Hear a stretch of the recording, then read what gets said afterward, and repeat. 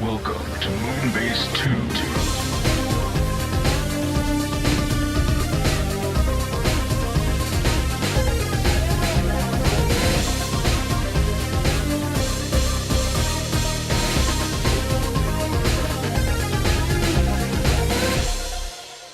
Hello, everybody, and welcome to the Moonbase 2 podcast. My name's Andy, Corporate Commander TFW, and I'm joined this week by the half-finished model kid himself. It's Mikey G. Wolfie 3. Hello, Mikey. Bad choices have been made. What? Oh, you mean in life or with spendings? Oh, I suppose it's both, but... In spendings.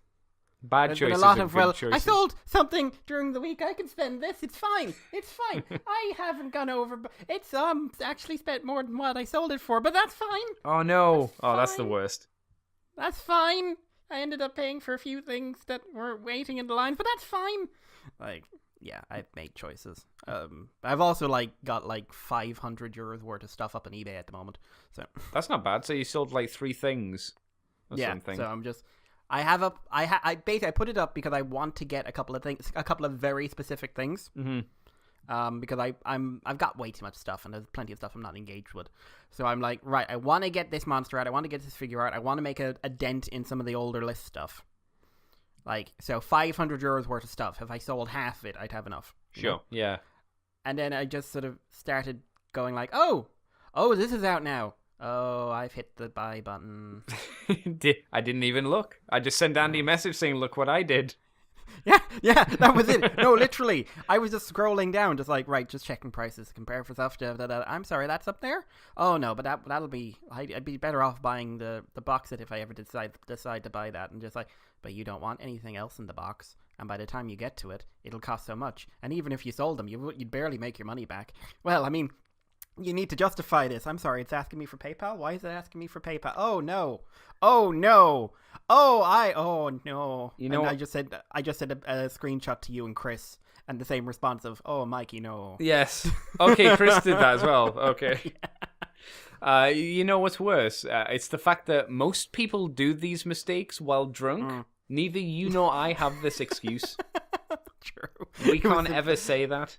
There was this cold hard reality of just like, you're doing it. Yeah. You're doing it. I can't stop my hand. That's the worst thing when you're like, I shouldn't, but I really wanna. It's too late for me. Save yourself. But we'll get onto that, I suppose, later on in the show, as we're going to kick off with some Transformers news, custom third-party news, as it is. Iron Factory IF EX-05H Miko the Hunter. I think the most disappointing thing about this is it's not Miko from Transformers Prime. Yeah, in the armor. Yeah, that I would have been way more sold than this, but with crazy eyes. It's not that, unfortunately. What this is Iron Factory are doing their Windblade figure, which has been out for a while now, and it's been repainted twice. I'm trying to remember. I'm sure it's been redone. I don't think she's been redone. Really? I thought there was another version of this. Unless there's a slipstream, but I don't. No, there isn't a slipstream. No, RC got redone a lot. No, because they were going to do a slipstream out of a Starscream figure, weren't they? Because we laughed at it because it had a very strangely shaped head for the rest of its body. Yeah. No, I think this is only the second use of this. Strange, because it feels like this has happened before. At least I was sure we'd had another Windblade that had been We haven't had recolored. Shattered Glass. We haven't had this. No. What other color scheme could you have for Windblade, apart from Slipstream? I mean, that's a fair point, really. I must be wrong. But this is basically, for those not aware, it's the San Diego Comic-Con Combiner Hunters Windblade colors. So mainly red to the mostly black Windblade, I guess. It was a decent color scheme. I remember we all kind of liked it when we saw it originally.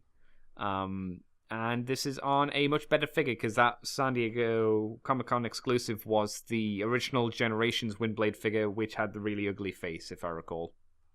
Yeah. They tried. They didn't know what they were doing. No, Windblade got so much better once certain comic artists made her look not terrible, made her look like an actual robot that people could interact with and not be killed by. Not Rage Geisha. Not Rage Geisha. Racia? Don't be racist. Racist. The price for it is listed as, let's just round it up by 1 cent. It's $25. and is expected to come out in April. It doesn't seem to be any kind of limited edition or anything like that. It just seems to be a recolored version of the Windblade figure that's coming out. So if you want it, it'll be coming out in April next month at some point, which isn't too far off. It's about the same price, I think. Maybe it's $5 more than what Windblade was. She on the aftermarket, certainly she used to go from 25 to 30. Oh, okay. So I'd say she's a little bit more expensive than the original release, but not by a lot. Yeah, I would say probably the $4.99 is probably about how much extra she's costing. But she does come with I think she comes with an extra sword. It looks like she does. So maybe you could justify it by saying she has an extra sword at least. It's a bit of a subject, but we have images of her all posed up and all that jazz, and she still looks fun. She still looks cool. I would have liked it to have a different face sculpt, just to give it a little bit more uniqueness to it and a bit more character, so she could be an angry hunter rather than the super cute hunter that she is at the moment. This does look like she's smiling as she murders, though. So yeah, this is one of those shots. Like in some of these images where she's swishing the sword, someone should have just like splattered some pink paint on her. This is Higurashi Windblade. when the cicadas cry. Yeah. Yes. Yeah, that'd be neat. I'd be all right with that. Do the Higurashi crazy face. Oh man. Bug eye going ah ha ha ha ha ha. You'll be my friend. Also, you're going to die. As I hold a knife up to the side of my head and just repeatedly slam my head into it, while my best friend kind of looks at me and laughs. Good times. Awkward. That was a fun show until the third season when it just gave up. I need to watch the OVAs and the movies. Are they different? Well, I not need to, but I want to. Is there any differences, or is it the same stuff? No, it's all original material. Oh, is it the horror, or is it the season 3 stuff where it's just fun stuff? There's no issues. Apparently, some of it's horror, some of it is like, and the story continues. Like one is focused on the youngest one, the one with the blue hair. Yeah. Like one is from her perspective, so I'm curious if nothing else. Oh, okay, that could be okay. But Mikey, this Windblade, what do you think? It's cute. I kind of wish the swords glowed, because that's a really good picture, and as I said, she just looks so friendly as she's clearly about to decapitate someone. This picture needed a combiner in it, I should say, by the way. Yeah. There's no reason why they couldn't, because Iron Factory have done Bruticus. But I also like the one where she's got the sword over her shoulder, and it just looks like she's being really apologetic. No, but honestly, yeah, it's turned out fairly well. It's a neat color scheme. I think the head is what makes it pop the most. Apart from that, it's a little bit of that RID Windblade boring. In what sense? Because, RID Windblade really suffers from the amount of red. At least the original Hasbro release, Oh, I see what you're saying. Before they came up with this thing, like, make her look like she does in the show. Yes. Yeah. So there's a little bit of that. The gold highlights help there, but I don't think I'd be picking it up because I've already got a version of this mold, so I've got what I want. Yeah. But I think this is a really good one to pick up if you've never handled it. It's a little bit more limited than modern Iron Factory, but it's a really enjoyable, very endearing toy.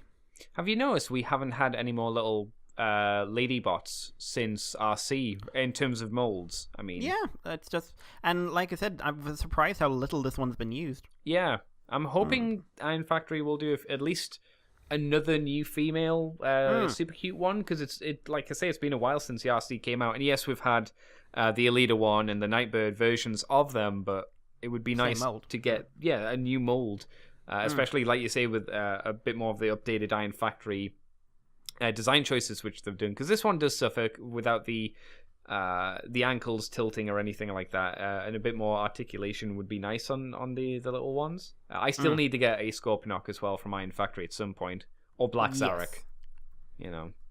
And of course I wouldn't say no to the Bruticus either. That'd be fun. You just wouldn't say no to Iron Factory. I really wouldn't. I really do like Iron Factory a lot. I think we've mentioned before how much we both like them, because you've got, how many do you have now at this point? Because I've got 3. I've got RC, I've got Windblade, and I've got Overlord, and that's it. You've got Windblade and you've got RC, is that right? Yeah. So I've got I got the ladies. Yeah, the ladies. But I'd still like a Diatlas as well, actually. Yeah, I saw a review of that, and the guy wasn't crazy about it, but he was like, "Oh, the vehicle mode ain't great, but the robot mode's awesome." but there was some construction issues. Oh, right.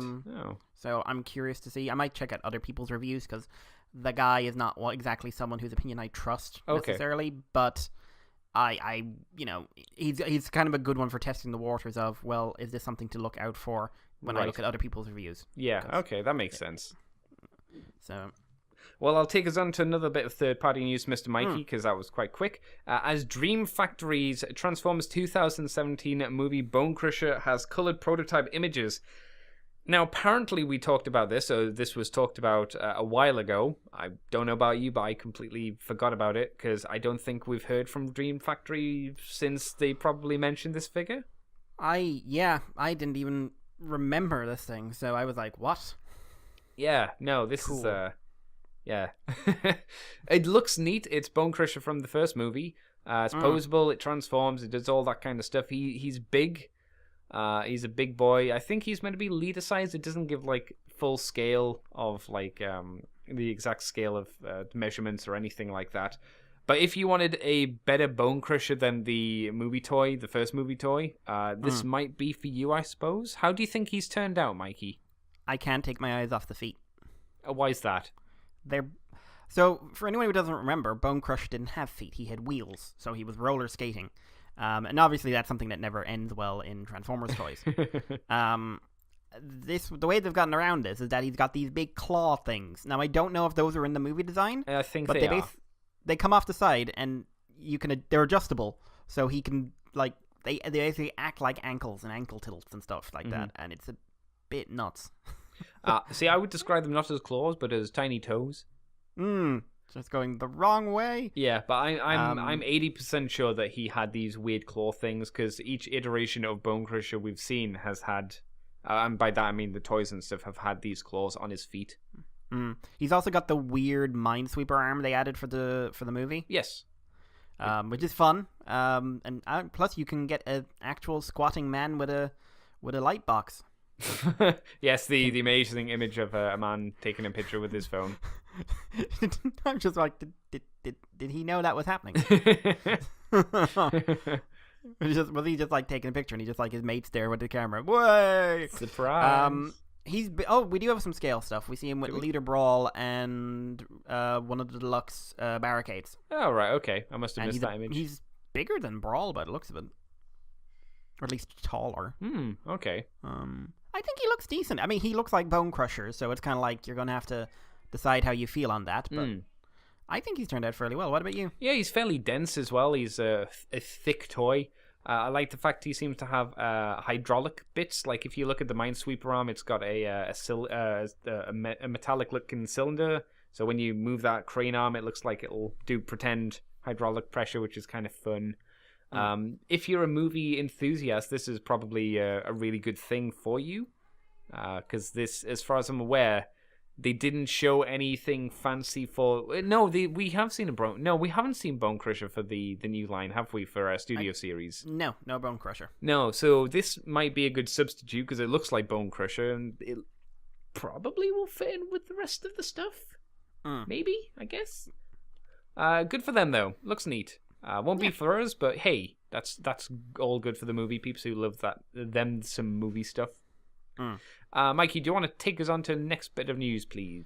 Yeah, we got some Takara news. Another webcomic has come out. Transformers Legends webcomic 50, I believe. Originally I didn't have a translation for this, but I just found one. Oh, sweet, good stuff. Yeah, is this the... these aren't the proper comics. No, these are all web comics that sort of tie. They don't always come out, but they sort of tie into the events of the main comic story. Yeah, they're the 3-panel ones which you talked about a few weeks ago. The four comas. That's the one. Yeah. So yeah, these are just 4-panel stories. You got 2 per page, and we have 4 pages. Woo. So we're just gonna go through these nice and sprice. First up is G1 Warrior Twintwist. Twintwist's love of drilling holes gets him into trouble when he damages the Autobot base. Topspin tries to talk him out of this bad habit. He instead asks his brother to keep watch while he keeps drilling. Topspin accepts, reflecting that he's such a thrill seeker that he is basically just like, I might get caught. That's a real problem personality right there. Isn't that like a few steps away from becoming like a streaker or something? Or like... You might catch me. What'll you do when you catch me? What's that in your hand? Do you want to spank me, Prime? I did wonder why the first panel had Ironhide looking all angry and Prime looking a bit sad, and then I noticed all the holes in the walls and was, oh no. Next up, we have G1 Warrior Topspin. The jump starters are caught by Red Alert, because of course, and run off on Topspin's jet mode and have no regrets as they thoroughly enjoyed the whole experience. However, Twintwist urge emerges, and he begins considering drilling holes in Topspin's wings. Oh god. Which Topspin protests to, despite how thrilling it would be. Oh my god, it actually is creepy BDSM crap. There's some sadomasochism there. Because, like, the art has him doing the blushy face. Yes, it does. And he's like, I could drill into you, brother. And just like, don't do that. I mean, that would be so awesome and thrilling and cool. But don't do that. I'm just like, oh, man. Do we have a feeling that Topspin's favorite anime is Gurren Lagann? It's like he just watches the drills coming out of that robot and he's like, oh my god, my senpai is here. Teach me, Kamina-sama. And he's dead. Oh no. And we're left with Simon. No. He didn't get any better in my opinion. He got a little bit better. He wasn't as whiny. He's no guy from Evangelion, so... No one is some guy from Evangelion. So be pleased. Be happy. No matter how bad it was, it could have been worse. Yes, exactly. Next up is Operation Destroy the Decepticons. Twintwist drilling continues to cause problems because fucking he won't stop. Optimus hits upon the idea of just, like, basically telling him to dig pitfalls for the Decepticons. The plan fails after, remember, Decepticons can fly. And Twintwist ends up digging so many holes the Autobots fall in them. That is a fucking awful plan on Prime. How do you forget the Decepticons fly? That's their entire thing in Season 1. It's the fact that, like, Topspin is just, like, running away. And then Wheeljack's just waving his panel around. That he's only getting the tip of the drill into. Just the tip. Yep. Next up, we have the Commander's good idea, because the last one worked so well. The jump starters are such a bother that the other Autobots are complaining. Optimus appoints Twintwist leader of the jump starters so that the responsibilities and duties of the post will keep him too busy to think about his dirty urges. And appoints Topspin commander for the same reason. The brothers begin to fight over who the real leader is, which Prime sees as proof that they've forgotten about drilling. Their sideswipe protests about this solution. Yeah, that does not seem like a great idea, Prime. That's bad parenting. Yeah. Next up, we have LG-07 Jetfire sequel. Set into 2000s, Topspin and Twintwist meet Whirl and Roadbuster, who introduced themselves as the Wreckers from another world. Oh. While the two brothers have never heard of such a group, Springer overhears them and announces his intent to create a Wreckers of his own with blackjack and hookers. Because the name sounds cool and might impress the ladies. Remember how he's supposed to be Han Solo? That's right, yeah. Oh, man. And the face of the two lads in the back. I'm sorry, what? I don't want to be a wrecker. G1 Wrecker's birth story. Springer recruits the others, which is Topspin, Twintwist, Whirl, and Roadbuster, and goes to Optimus Prime for his approval to create the Ginyu Force. Going by that pose. Yes. Prime is unimpressed when he asks for the team's purpose, and Springer's response is doing cool stuff.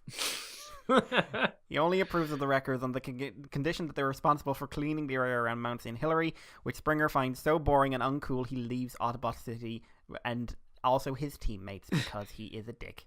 And what's Topspin doing, Mikey? Oh, God. He's still drilling holes. I love the fact that there's there would be a 30-foot broom that Springer's using to sweep the floor. Whirl looks like he's doing the robot. I mean, I think he's picking stuff up, but he's basically doing the robot while doing it. Yeah, he's picking up bits of rocks and putting them into a basket on his back. Yeah. And then I like how, like, when Springer leaves, it's just like, hands in the air. I'm out! Fuck this shit!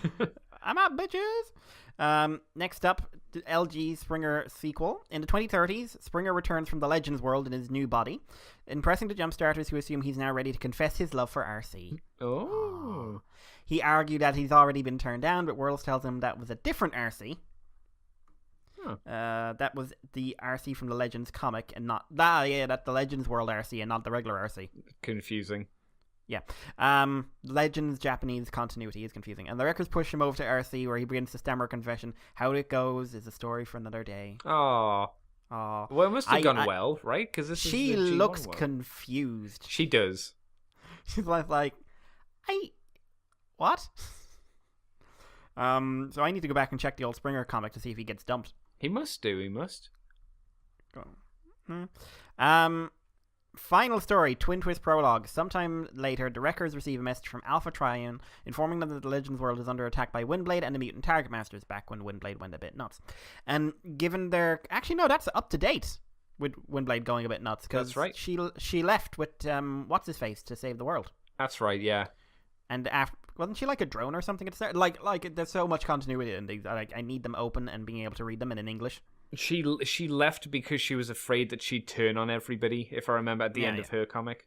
Yeah.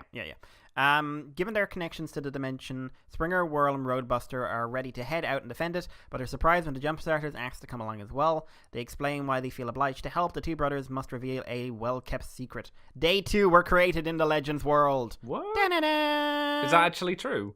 Yep. Oh, wow. Okay. They are reality-hopping lunatics. That would make sense why they're so weird then compared to everybody else. What about Springer?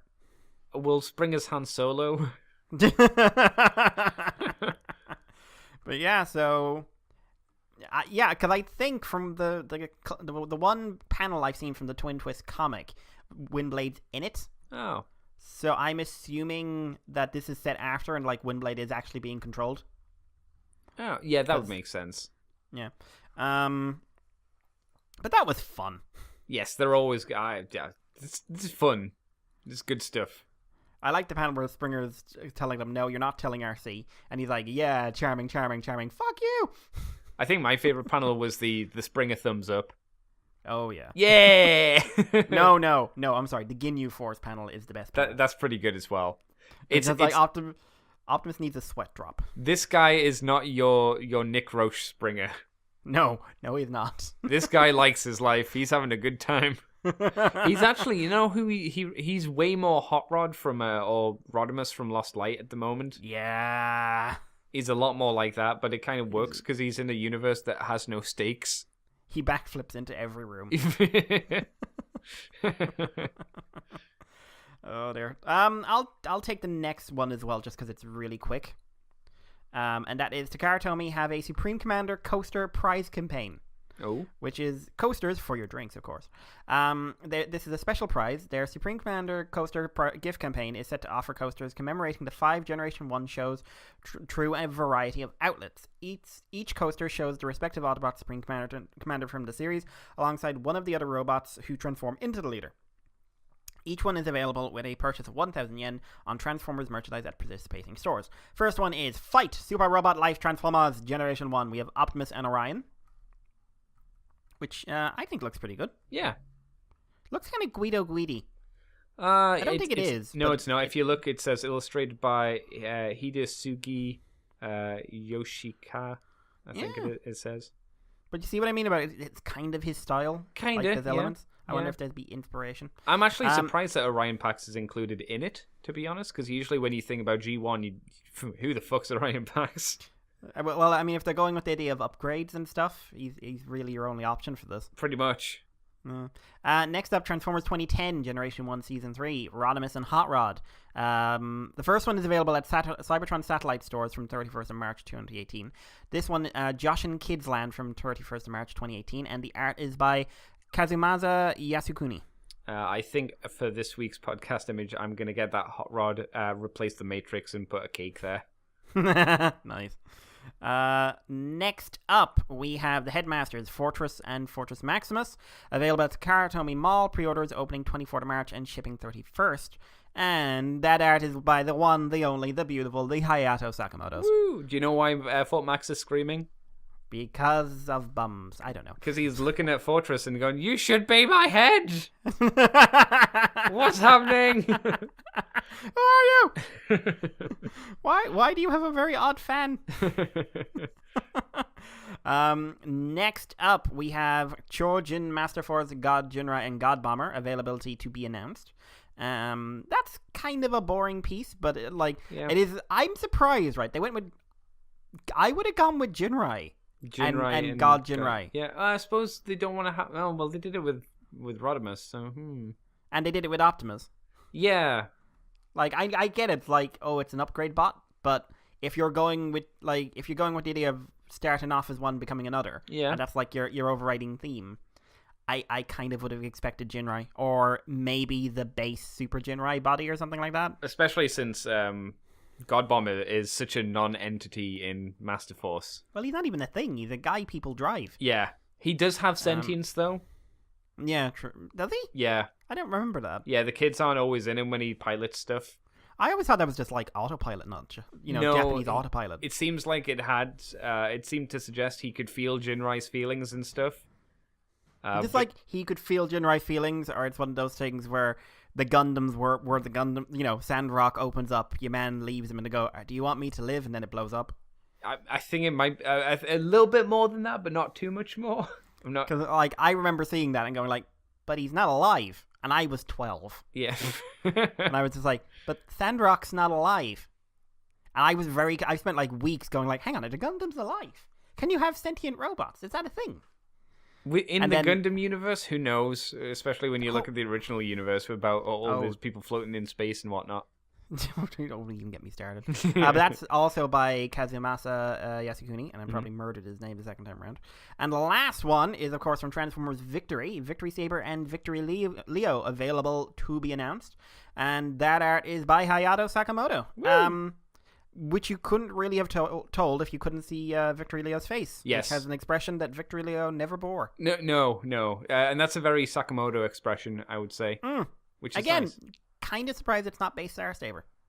Yeah, I'm kind of glad it's Victory Leo, though, because it makes it a bit more interesting of an image and a color palette change, because otherwise it would be too white. Blue and red. Yeah, exactly. And blue and white.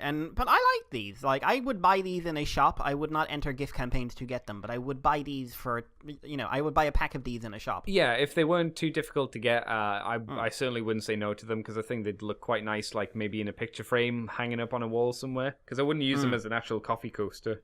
Oh, no. But, that's neat. Anyway, Andy, take us on to another bit of Japanese news. Sure. We got the images finally for the Takara Tomy Encore Godfire Convoy box, and it's pretty much exactly what you would suspect it is. I didn't actually, to be honest, I thought they were going to make a new box for it, but it's the exact same box that he came in originally. The gift set came in originally. What's that, sorry? It's surprising, I have to say. Yeah, I thought so. The only real difference is in the top left-hand corner, it says Transformers Encore. The rest of it is 100%, at least to me, it looks 100% identical to the original version. Of course, it replaces the chrome parts with new metallic painted parts for more cartoon accuracy. And the big Super Guard sword, originally only available with the exclusive Toys R Us gift set, 2-pack. Comes disassembled on the back of Fire Convoys in a bubble with the instruction card and all that jazz. So, yeah, I mean, if you've got the cash and you don't have this figure already and you've been tempted, go grab it, I guess, because you won't ever have to worry about the chrome peeling off, which is always a plus. And it makes me think, man, maybe they should redo Gigatron and... the Galvatron version as well, since they were plagued with chromed plastic. Really good toy. Yeah, like love that toy to bits, but my god, like you'd look at him and bits would fall off. Yeah, just blow on him and it just starts peeling off of him. Unfortunately, it's just how they did it back then. I still need the Ultra Magnus as well at some point. He's not very good. I have played with him. I don't own him. I would love to pick this set up in all seriousness. It's expensive if I remember though. Like what, 200 pounds or something? Yep. But from what I understand, like Optimus holds up or Fire Convoy holds up really well. God Magnus, not so much. I can't remember offhand. Did they replace the rubber wheels with plastic ones? I don't know if they said. I can't remember offhand. I know a lot of people like rubber wheels, but rubber doesn't last as long as just pure hard plastic wheels. And pure hard plastic wheels, I don't have an issue with, in all honesty. But yeah, that's coming out in the not too distant future. So if you want that, you can go get that. Also, I want to throw out Mikey. Do you know what John Cena said about the Bumblebee movie? John Cena. I don't know. I also can't do memes. I believe that. He said he said it was probably going to be shit, and no one was going to like it, and it's probably going to bomb at the movie cinema. My God. No, he didn't. Of course he didn't, because he's employed, and he doesn't say that at all. He says it's going to be it will reinvigorate the movies, because he's not going to say anything bad because he's working on it, or has worked on it. Yeah, it is kind of one of those things you're not really going to... Like, people always say, like, well, you know, Peter Cullen said this, or an actor said this about some movie, whether it's Transformers or otherwise, and just like, no matter the film. Like, Mark Hamill was so passive-aggressive about The Last Jedi. Yep. But he never once came out and said, listen, I think this is going to be a bad idea. Yep. He just gave the really strong impression that he wanted to say, I think this is going to be a bad idea. And then suddenly changed his tune right when it came out to, no, it's really good, which wasn't suspicious at all. No, it's almost like someone said, Mark, shut up. Yep. Now, of course, like, whether you like or hate The Last Jedi, or you think it's the best movie or the worst movie, not really relevant, but you can't really assume that people behind these things are ever going to come out and tell you their real opinion of the film while it's still in the cinema. No, of course not. Probably not even soon afterwards. It would need to be a good few years afterwards before they even touch it. Frequently goes on about how much he hates those movies now. Yeah, now. Didn't say that then. But the problem is you can't trust Shia LaBeouf because he's a psycho, pretty much. Peter Cullen has said now more than once, just like, I'm really disappointed, but, you know, I really wish they'd write Optimus as a person and not a crazy, you know, as he, you know, a bit less extreme. Mm-hmm. And like, which, consider how much of a professional Peter Cullen is. How tired must he have been of the whole process to have gotten to the stage where he politely says, wouldn't it be nice if Optimus was a figure to look up to? Yeah. Like, how, like, in his head, the swear words must have been immense. I can't imagine he was a big fan saying them. No. I'd guess, but never mind. I'll take this last bit of news, and then I'll let you take on the IDW stuff. Because Mikey, Transformers Rescue Bots Academy is to premiere this fall on the Discovery channel, the Family Discovery, or Discovery Family, I should say. You killed that. I did. Nailed it. Nailed it to a wall. So the synopsis for this reads, they have a little statement here. Season 8 of My Little Pony Friendship is magic. Crap. What's that? Season 8? Yeah, Season 8. It's been going for a while. It's making money, yo. Yeah, true. Oh, hand over fist, really, isn't it? Yeah, pretty much. It premieres on Saturday, March the 24th, so yesterday, with 2 back-to-back episodes. We're excited because this season picks up where the movie last year left off, and we have 6 new characters. Sondon says. Sondon. So that's in one. This is an extract from an article, by the way. Yes. Up next is the newest incarnation of Littlest Pet Shop, A World of Our Own, Bows, A World of Our Own. I feel like that should be like Littlest Pet Shop, you know, colon, A World of Our Own. Is that what it's meant to be, or is it 2 separate shows? Well, I think that sentence died. Yeah, because it goes A World of Our Own, comma, Bows. Bows, April. I think what they mean is like it's coming out in April on the 14th. Yeah, that's okay. I'm glad that wasn't just me murdering it again. Transformers Rescue Bot Academy, which Sondon describes as the same concept as Transformers Rescue Bots, but skewed to a preschool, or more skewed to a preschool audience, is slated to bow in the fall.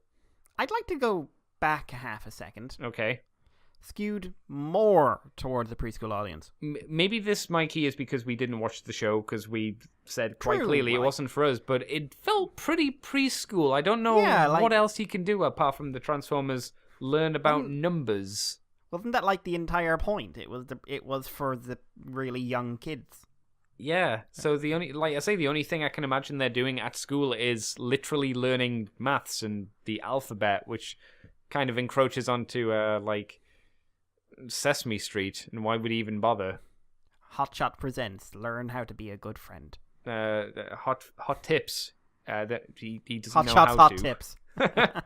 Hot takes from Hotshot.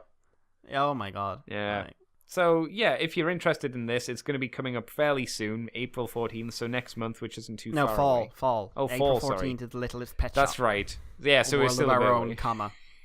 comma. Bows. Million. Do we have to say bows in for a show Just to say start? it's That coming. seems No, weird. no. Let's not think about it anymore. Yeah, okay, that's fair.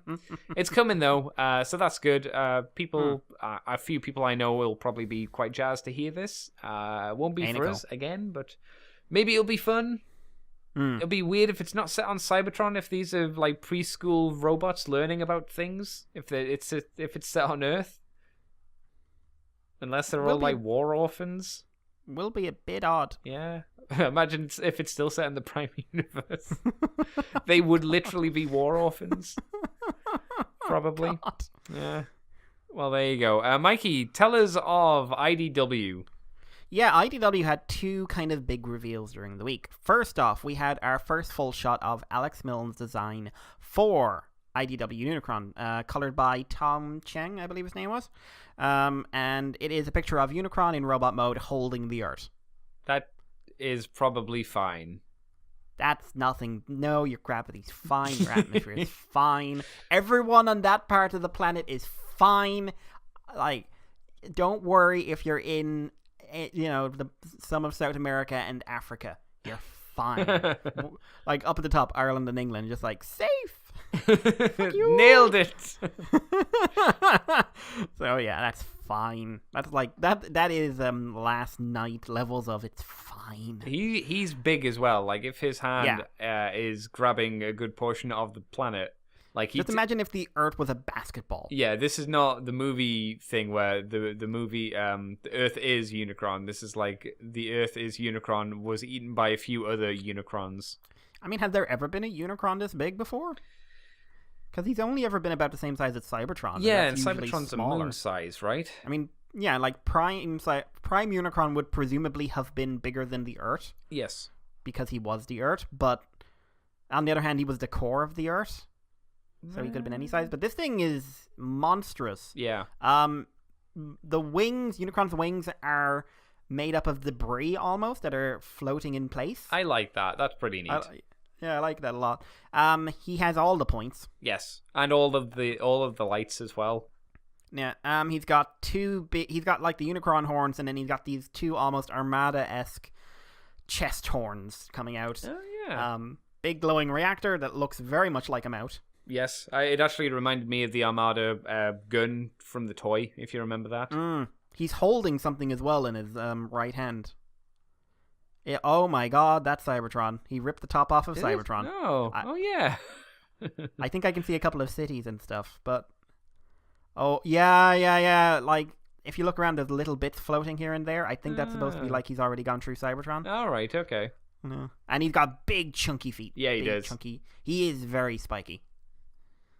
What do you think of him, Andy? Nice, imposing, different look to the original. The head's because it's a far away shot. The head's very different, I think, to how he used to look. So it's going to take a little bit to adapt to the new look to the face. But yeah, I mean, I hear Alex Milne likes to do detail work. Yes, I hear he has some issues with the whole simplicity approach to something. Less is more is not something Alex believes in. More is more, Mikey. That's why it's called More. Do we know who colored it? Because the coloring's really nice as well. Tom Cheng, I think his name is. Yeah, it looks really good. But yeah, so there's a bit of information. First, this came via IGN.com, and then some more information came out from WonderCon. And more information came with that, which has a big impact on, Transformers as a whole. So the book this is coming from is Transformers Unicron, or the Rise of Transformers Unicron, a 6-issue miniseries, which will be shipping twice monthly starting in July. At the same time, Lost Light and I think Optimus will both go twice monthly. Wow. Okay, so they're going to pick up the pace. So they are going to both hit 25 around the same time Unicron's on issue 6. Oh, Mikey, we're going to have a lot of comics to do from the files each month. Yeah. Thanks, guys. Think about it. Thanks so much. Wow. I thought you liked our show. So the event is being teased as the epic conclusion to the current Transformers comic book universe. According to John Barber, Transformers Unicron is a culmination of years of Transformers comics I've been part of, and the conclusion of one of the longest continued narratives in Transformers. This is a story of heroism in the face of impossible odds, of a reckoning for the entire universe. I couldn't be luckier than to have Alex Milne right here with me on this. If you know Alex, you're terrified of him. That was ad-libbing. Nobody puts more into Transformers than he does, and nowhere before has he drawn drama, action, and pathos at this scale. Tying it all together is the incredible palette of Sebastian Chang, not Tom Chang. We've never held back before on our Transformers comic, but this time we're pushing ourselves and each other harder than ever. We've had several reactions from Alex on Twitter and stuff. Well, one key reaction, which was him going like, John has given him something crazy and he's very happy to be drawing it. So neat. I'm again paraphrasing, but I am super curious. So this came in like, oh, big conclusion, epic, blah, blah, blah. Then, March 25th, there was the WonderCon event, and it was revealed, Multiversity Comics reported from the WonderCon panel that John Barber attended, that they... Now, I'm just going to bring up the actual news story so I can read the quote. Because they were doing, like, Star Trek, Turtles, and everything else.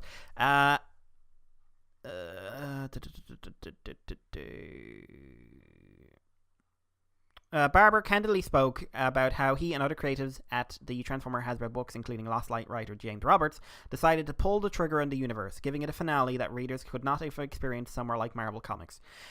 Since then, John and James have both been on Twitter and pretty much unambiguously stated that this is the end of 12 years of continuity. Wow. John said he's currently coming home from WonderCon, and you'll get a bit more from him later on. But the current IDW continuity is reaching its end game. They are saying there will be a finale. This is going to have an ending. Now, whether that is a reboot ending or simply, a final story kind of thing, I don't know. We also don't know what the official long-term plan is. Is IDW planning on doing a whole new set of Transformers comics set in a new universe? Are they taking a break from Transformers after this? We don't know. But the stories that have essentially put Transformers on the map in the last 7 years are reaching their climax. So, Andy, any thoughts? I mean, it's the thing is, I'm thinking most about is obviously the future of what's going to happen to the IDW comics, and we've talked about this before about a lot of people being concerned about the continuity being scrapped and what's that going to mean for inclusivity and all that kind of stuff. One of the most common comments I'm seeing, like Chris Vangelis was saying on Twitter, that the only thing to be worried about losing is the diversity and inclusivity and just the places this book went. Yes. McFeely said the same thing as well. Things like I think, I don't know which one of them said this, but conjunction jura should be a term like it should be like Spark. It should be ingrained into the fiction. Sure, yeah, that could work. Yep. I'd be alright with that. Yeah, like the concern is really, when this ending, are we going to go back to and then everyone's having a big fight? And how much are we, or should we be invested in that idea? Yeah, see, I don't mind going back to a war setting because I think back to things like Deep Space Nine where you can do it well. The question is obviously, are they going to do it well? And that's something we won't know until it's done. There's no way of knowing if it's going to be a good thing or a bad thing, them going back to the war. You can assume it's going to be a bad thing, and it might be, or it might be a really good thing. It completely depends on who's writing it, the stories that are written, the artists that work on it, everything like that. So it's one of those things where it's just, for me, it's very much a let's wait and see and hope that at least elements and ideas are taken away from the current universe and used in the future. I've also started seeing some of the responses of, well, IDW is losing my business the day this universe ends. I don't think that's a wise thing to say straight off the bat. If, say, IDW comes out, right, and what they want to do is incorporate all the bits you really like, the diversity, the inclusivity, and everything else, in a slightly more traditional story. Mm-hmm. You by not buying stuff may not be telling them, oh, we're sorry that all these elements we loved were put into less of a prominent role. You may be telling them, well, these elements aren't selling anymore. Yeah. We need to do something splody. You know, be very careful about what message you think you're sending them. Yeah, because we're not old business people who are on a committee. None of us are. Yeah, because I don't think from what I understand, there's many creatives at Hasbro and IDW who love what they've done with the books. Yeah. But there's many creatives, many people at IDW and Hasbro who aren't creatives. They are looking at checkbooks and balances, and they are going like, they're the Dan Didos of the IDW and Transformers world. Yeah, I mean they have to exist. Yeah, those I mean, I use them as an example there. Like, people complain about Beast Machines and everything else, and like one of the big issues Beast Machines had was that Dan Dido said there's too much continuity. Don't watch Beast Wars. And then we ended up with a lot of problems in terms of continuing story structure and characters. And yeah, he did that so it the book can be accessible. Yeah. And one of the things that kills comics and TV and anything else is when people are obsessed with inverted commas accessible. Yeah. Because usually that means dumbed down. Yeah. Now, Beast Machine's odd example. It's like the way too highbrow at times. But I would have hated to have been a child watching Beast Machines. I don't think I watched much of it. But it was one of those problems. I think the way it suffered most was because it was on a TV schedule. And as a kid, we couldn't set our TV planners to anything. We had to remember what channel it was on by using our books. No internet to do that. Yeah, it was on Fox Kids, and I just remember like that season 1 ended, and they just repeated and repeated and oh repeated my god, and repeated. You never knew when it came back. Season 2 aired, and I completely missed it. Sure, yeah, because I stopped watching because it was repeating. Yep. So, but I was already like in my teens then when I started watching it. So, but yeah, so it's I don't know. What about you, Mikey? How do you take it? Do you think it'll be a good thing or a bad thing? Are you kind of where I am, and it could go either way? It could go either way, really, without seeing who's coming in and the ideas, and seeing what kind of ground we're hitting. Because I'm assuming John and James are not continuing on with the writing after this. I would guess so, since they're just being stopped. Yeah, I don't know what to expect. Like, we've seen that increased editorial efforts recently have interfered with stories. Yes, for the worst, arguably. Yeah, is this going to be a concern moving on? No matter how good a writer is, if the editor isn't up there giving them directions, you see a terrible book from a good creative. Yeah. But on the other hand, we could go into a series of stories that are phenomenal and make the stuff we've got now look like shit. Yep. It's not likely, but it is very possible. It'll also allow them, I suppose, to redo concepts that maybe weren't very good. Like Headmasters was arguably not a very good concept in the IDW universe. Neither were Pretenders. They they existed for a very small amount. And they don't really make any sense. No. Devoid we can now get rid of and not have to worry about that. Devoid fights Unicron. Yeah. What was the planet that was spawned from the dead universe? Gorlem Prime. Gorlem Prime. The one that, like, they had these big plans. Simon Furman had huge plans for. Yep. And then Mike Costa tried to make it look like there were huge plans for it. And then it died. Yeah, it did nothing. Because John Barber went, I ain't limiting myself. Yep. Which, I'll be honest, I think he made the right call. I think there was this... I always thought it was really weird that IDW wanted you to look at this so much. Like, oh my god, it's Gorlem Prime. And it's, Micromasters. Yay. I suppose another way to look at this is Transformers has always kind of rebooted its continuity. Exactly. So, the thing is, like, it's 12 years. Yeah, it's gone on for a while. Not a single bit of Transformers fiction has gone on this long. Mm-hmm. It has huge amount of material in it. I think it's, like, in terms of page count, it's certainly got more material than Marvel. I can't tell you about the actual individual issues, but they were shorter then. Yeah.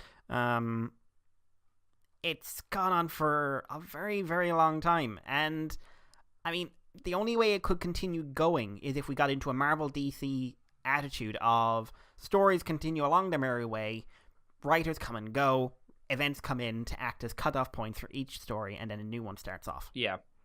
And you end up with this a flawed system, in my opinion, without wanting to go too much.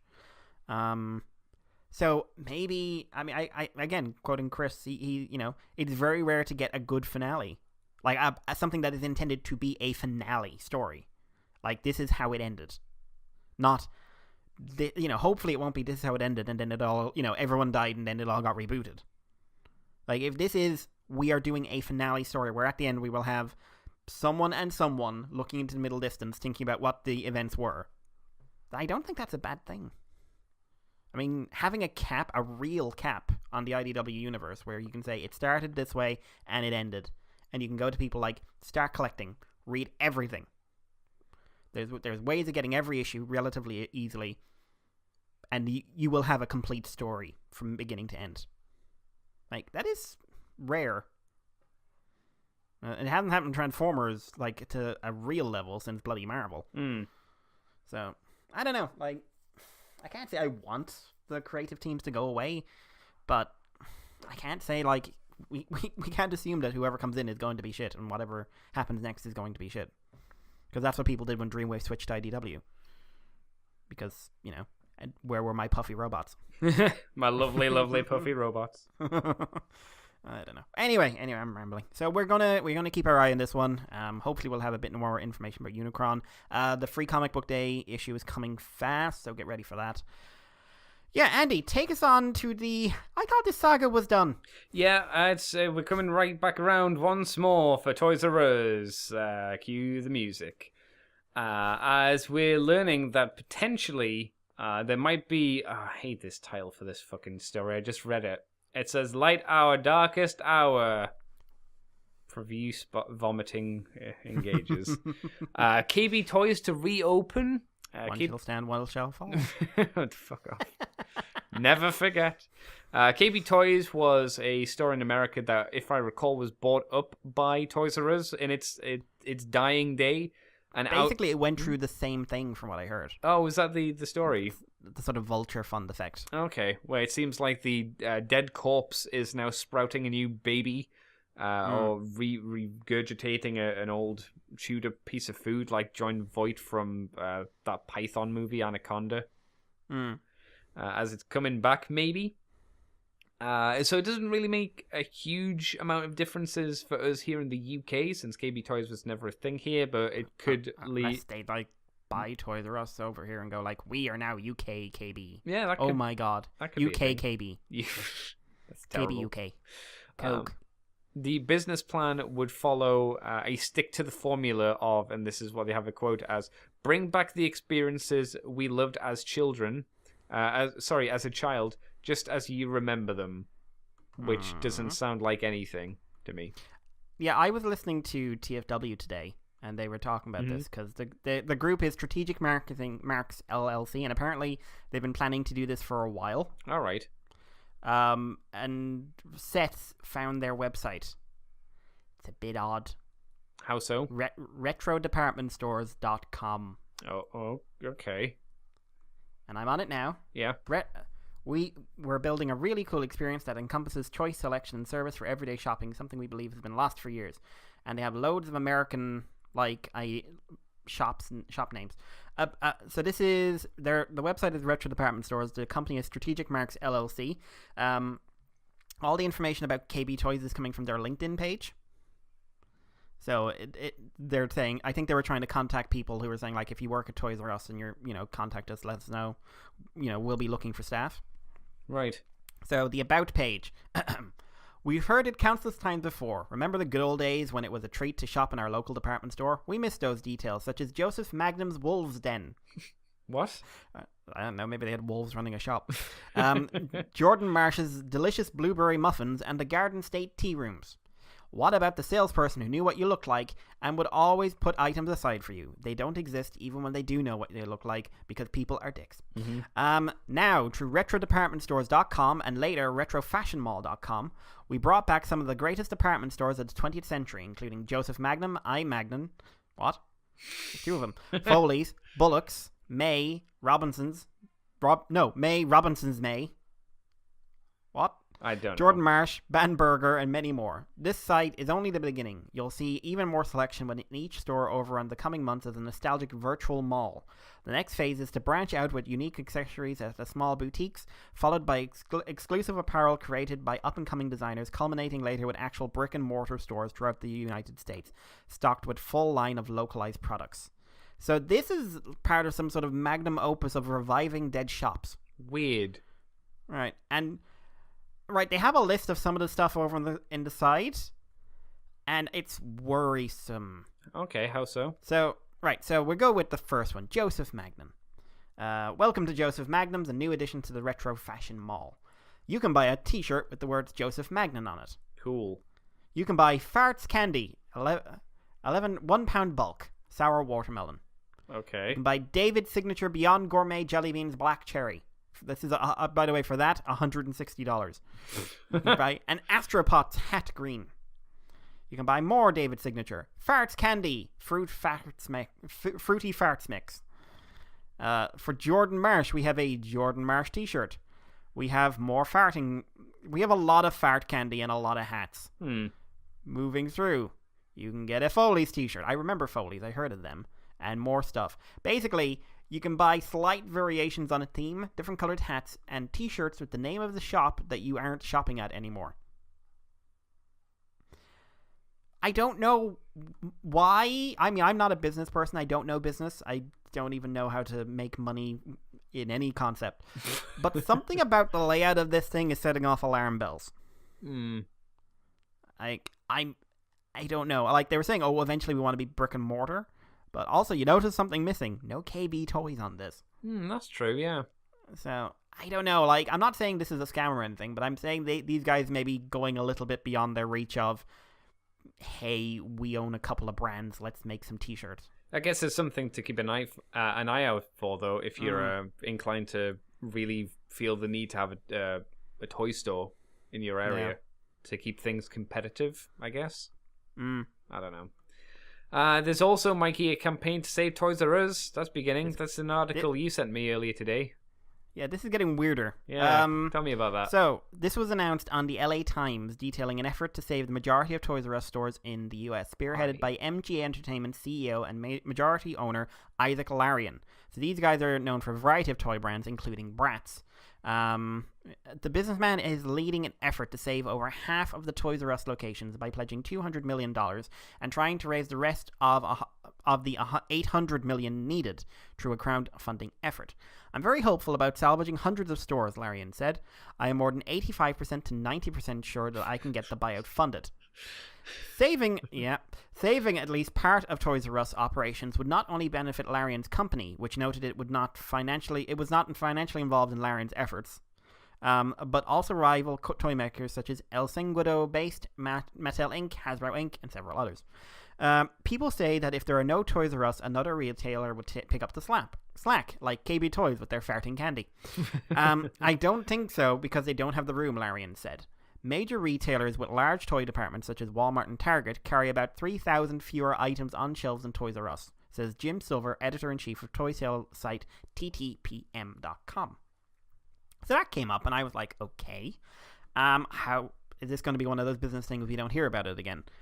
We heard about it again, because if you go to www.gofundme.com/help save Toys R Us, right, you can go to their GoFundMe site. Don't let the lights go out for the next generation of Toys R Us kids. Donate now to help save Toys R Us. This campaign is trending. 1,502 people have submitted money in the last 3 days. Wow. Of those, Larian was the first. He submitted $200 million. Okay. And since then, $46,111 has been raised. There is a $1 billion goal. So let's look, shall we, Andy? Sure. Let's look. Yeah. Toys R Us is on the verge of permanently closing its doors. It feels like the end of an era with sad headlines spreading across news and social media, but there's still a way to save this American icon. This GoFundMe campaign is spearheaded by Isaac Larian and various investor associates. Isaac Larian is the CEO of MGA Entertainment Inc., one of the world's leading privately held toy and entertainment companies, and creator of family favorites like Little Tikes and Bratz. Isaac and his associates are devoted to saving the retail chain and preserving the Toys R Us experience for future generations. You can be part of this historic movement to #SaveToysRUs, by donating today. Your donation will help to ensure that generations to come can always be a Toys R Us kid. I didn't know that was a thing until this all started going away, you know. I didn't know this Toys R Us kid was a thing, but apparently it is. And save employee jobs that are at stake should the company cease operation.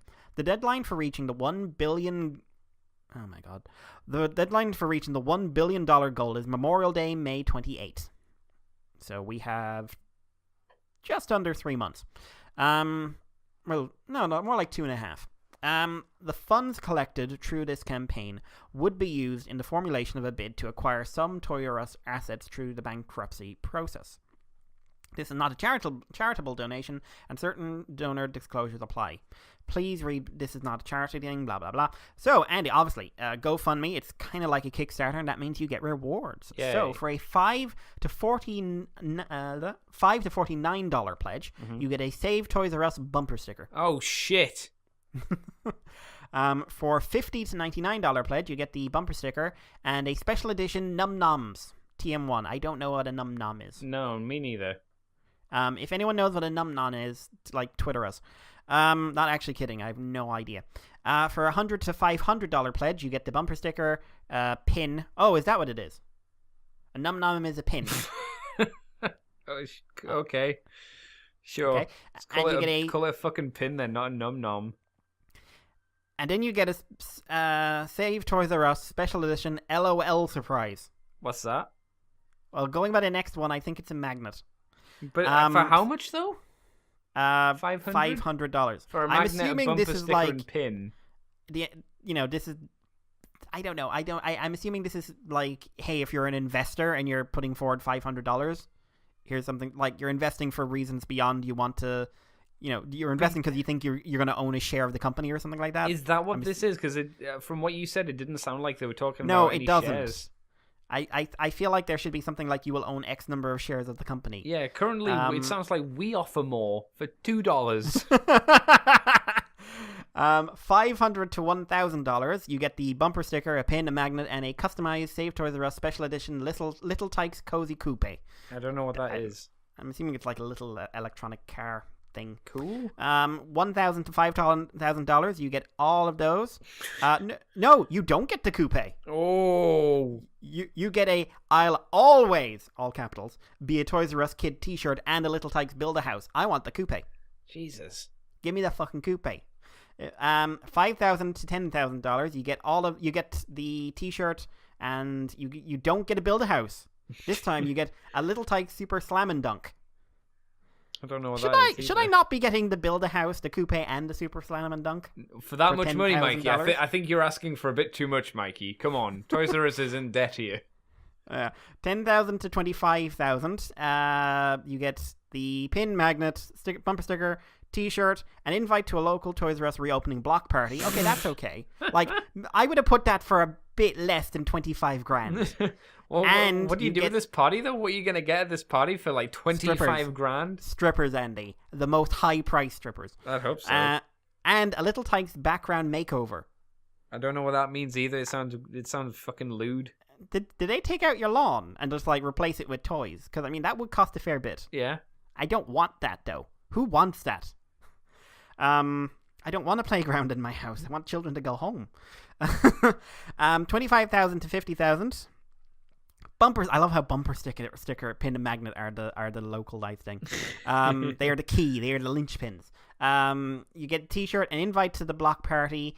What? I'm assuming this is like a local Toys R Us block party. It's not like you all have to fly over to like California or something like that. And a tour of the Ohio Little Tykes factory, the oldest toy factory currently operating in the United States, including travel and accommodations. I bet that costs less than 50 grand. I would imagine probably so. Even including flights. Although, again, once you're at those kind of things, it has to be like, I've contacted you privately, we're arranging this, I've signed a contract to be an investor, and I'm paying you through GoFundMe. You'd hope so. I'm sorry. I cannot believe anyone would do it any other way. That has to be like real investor things. There has to be something going on behind the scenes. Unless you're stupid rich and just like, whatever. I can't believe this isn't like, there must be people he's talking to with real money. And he's saying like, right, submit this much, we'll sign contracts, everything else. For the money, I want it to go through GoFundMe. I want to get this sort of feeling of camaraderie and everything else and progression. Sure. Like, it has to be. No other way it is possible. For $50,000 to $75,000, you get everything up to the t-shirt and a personal block. None of your local Toys R Us stripper nonsense. No. You get a personal block party where your neighbors ask you to please be quiet because they're sleeping. For your friends and family, including a Little Tikes product, food, and associated items. 75 to 200. This is quite a jump, guys. 75 to 250,000. Woof. You get your T-shirt, up to your T-shirt, an invite to a local Toys R Us party. Oh, no personal block party this time around. Attendance at a special taping of Unboxed series. I don't know what that is, including travel and accommodations. 250,000. And again, there's a wee bit of a jump. Would you like to know what the jump is? Sure. 1 million. Wow. Yeah, from what to 1 million? 250,000 to 1 million. That is a bit of a jump. I feel like there should this is like when Hasbro are doing the HasLab stuff and you're saying like I feel like there should be tiers in between here. Yeah. So up to the T-shirt, you get an invite to a local block party and toys for 5-year-olds from Toys R Us. Oh, toys for 5 years. Sorry. What's it like mean? There's one. I think that means basically you just walk in one day, push children out of the way, take stuff off the shelf, and walk out. People try to stop you and just like, do you know how much money I put into this thing? I own you. Give me your fucking toys. Do you have children? No, I do not. What are you going to do with these? I'm going to sell them on eBay. There's this one Transformers fan who's like desperate to raise the money. Oh, I could save so much money on my shopping. How much are you spending on toys? You may be spending too much. 1 million to 10 million. All right. You get your T-shirt. You get up to your T-shirt. You get an invite to a block party, and you get a signed thank you letter from Isaac Larian. Oh, and an cool. I helped save Toys R Us hero plaque at a Toys R Us location of your choosing. Oh, neat. Isaac, I feel like you should be giving those letters to everyone. Yeah. Like, if someone gives you $5, they should get a little letter from you saying thank you for your efforts to try and keep this institution going. Like, we're into crazy numbers, so we can only mock them, right? But 10 million, you get T-shirt, invite to a reopening block party, a signed thank you letter, a kid CEO for the day experience, including a trip to a Southern Californian theme park, travel and accommodations, and Toys R Us dedication naming right for location of your choosing. I would name it Toys R Us Shitville.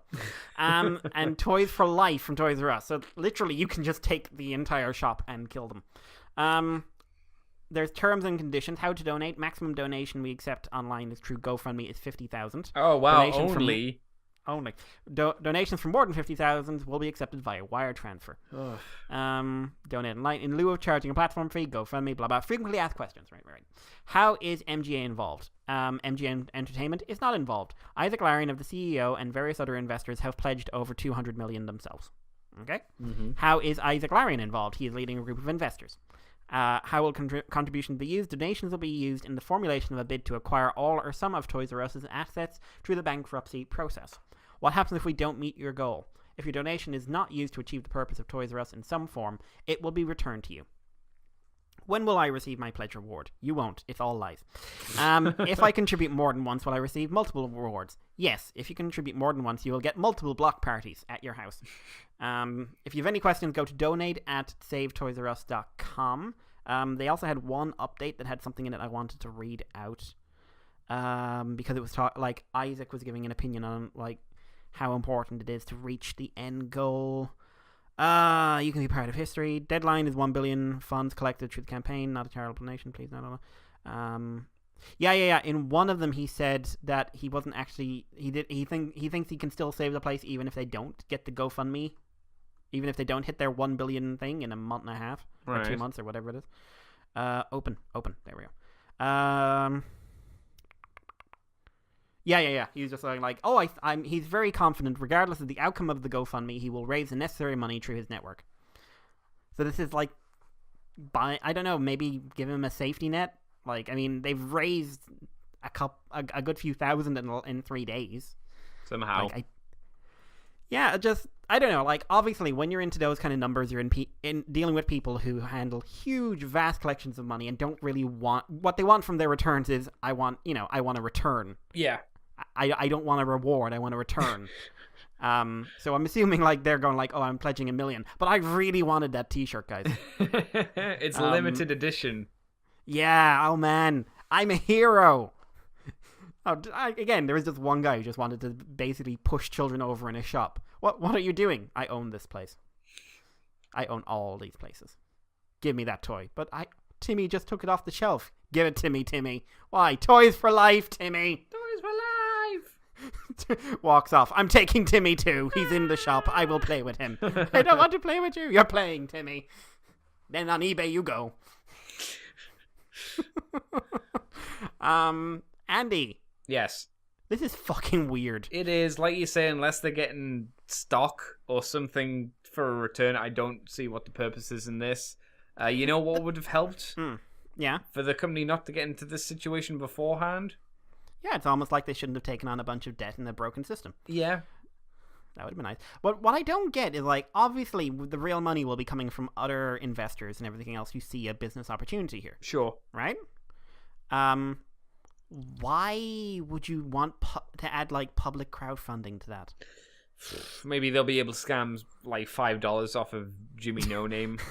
Jimmy No Name saved that one guy $5. Yeah. He was making his $50,000 pledge and just like, I only have $49,995. I honestly don't see why the everyday person should have to bail out a business.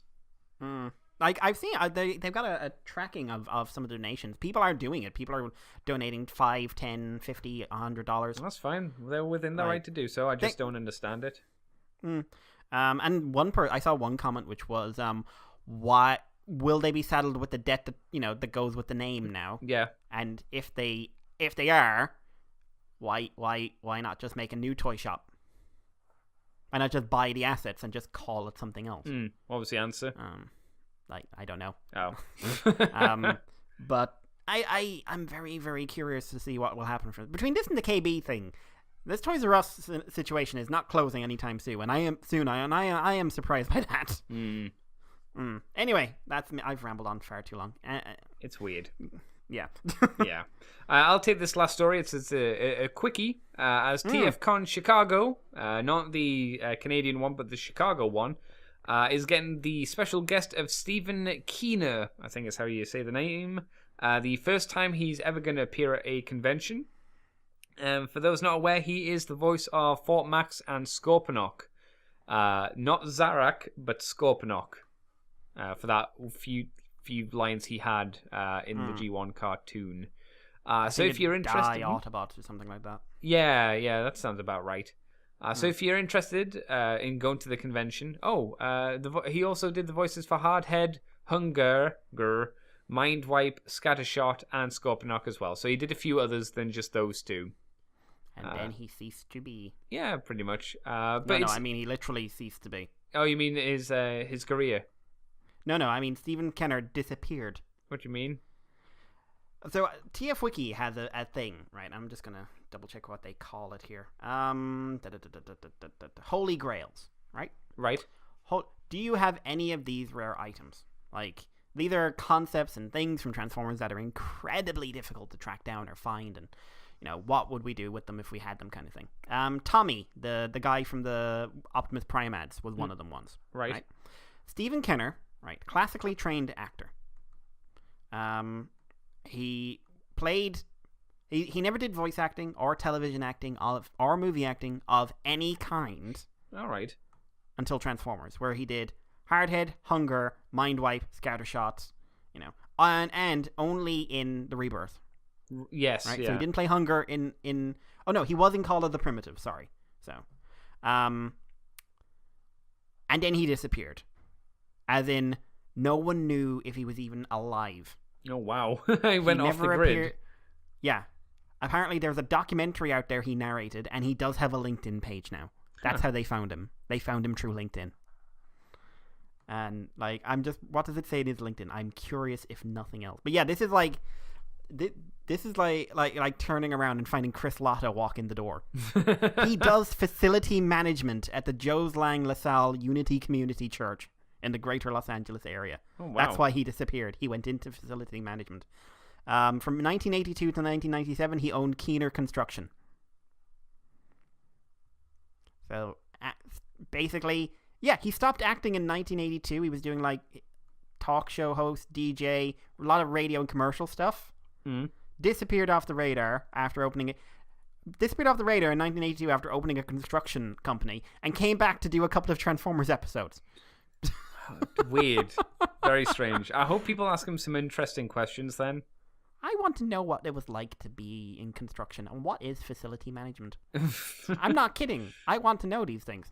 All right, yeah. Well, if you want to know, Mikey, you head over to Chicago in October, and you can ask those questions and find out those answers that you wanted to know.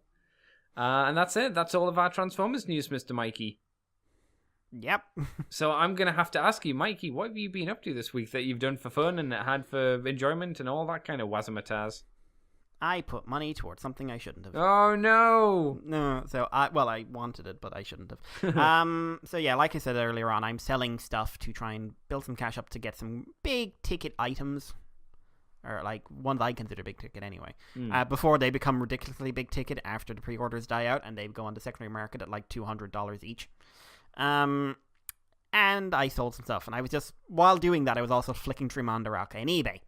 And within 3 days of each other, I had ordered a Soto Genom, a Shoto O's, and a Soto God Maximum Mighty Genom, which is out in April. For one of those, I paid too much for. Only one? I will say only one. I think the others were fairly reasonably priced. Okay. But yeah, so there was that. Nothing's arrived since, and nothing's been bought since apart from that. TV wise, no build yet. The sub hasn't come out. Okay, what episode are we up to now at this point? Last one was Rabbit. Rabbit was introduced. I mean number wise. 27, 28. Okay. Yeah, they're still in the tournament arc. Oh, so it's gone on a bit longer than you thought. Well, it's at least 3 episodes. Yeah, you thought it was going to be 2. Yeah, so again, writers doing a tournament arc. Yeah. So waiting on that. If I mentioned it last time, the Rabbit one wasn't bad. Kind of curious to see where it's going. Some good rogue stuff. TV wise, Violet Evergarden episode 11, which was Violet Evergarden goes back to war. Yay! Because that's what she needed in her life. Because a soldier who's in a civil war wants to write a letter to his sweetheart, and the guy who runs her shop was saying like, I'm not sending any of my girls into a war zone because they can't handle it. Looked out the door and there was literally a cloud of dust from where Violet was. And it's kind of badass for a bit because she kicks the shit out of a lot of not very nice people. Okay. Which is good, but it's, oh my god, it's hey Andy, war. Soldiers in war, they don't have good times. No, I hear this. It's quite a heavy, like lots of tears and like, oh god, my life. What did I do with my life? Blah, blah, blah. I say blah, blah, blah, but it was just like, oh, I'm a man. I'm manly. Rampant heterosexual masculinity. Don't cry. You don't have feelings. I don't do that. I cry all the time. But yeah, I'm loving this show. 3 episodes to the end, and it's really good. So not what I was expecting. I skimmed a couple of animes, but didn't really get into any of them, so much so they didn't really get in my head. But Darling in the Franxx episode 11 came out.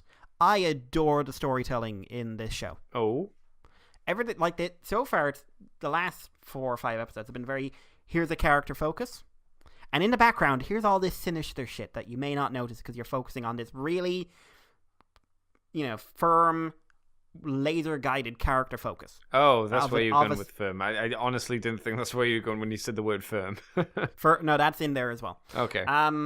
But it's all very much like, this is from this person's perspective, this is how they're seeing things, and it's one of the side characters who's very unpleasant so far, so it was his perspective and things, why he's the way he is, and some twists and turns with the piloting and the different partners and the pilots and everything else, so it's a pretty good episode. And in the background, super sinister shit that's slowly building, with all these little things like words like child fever that's suddenly thrown out there, and you're sort of tying it into something someone said an episode ago, and you're just like, none of this sounds good.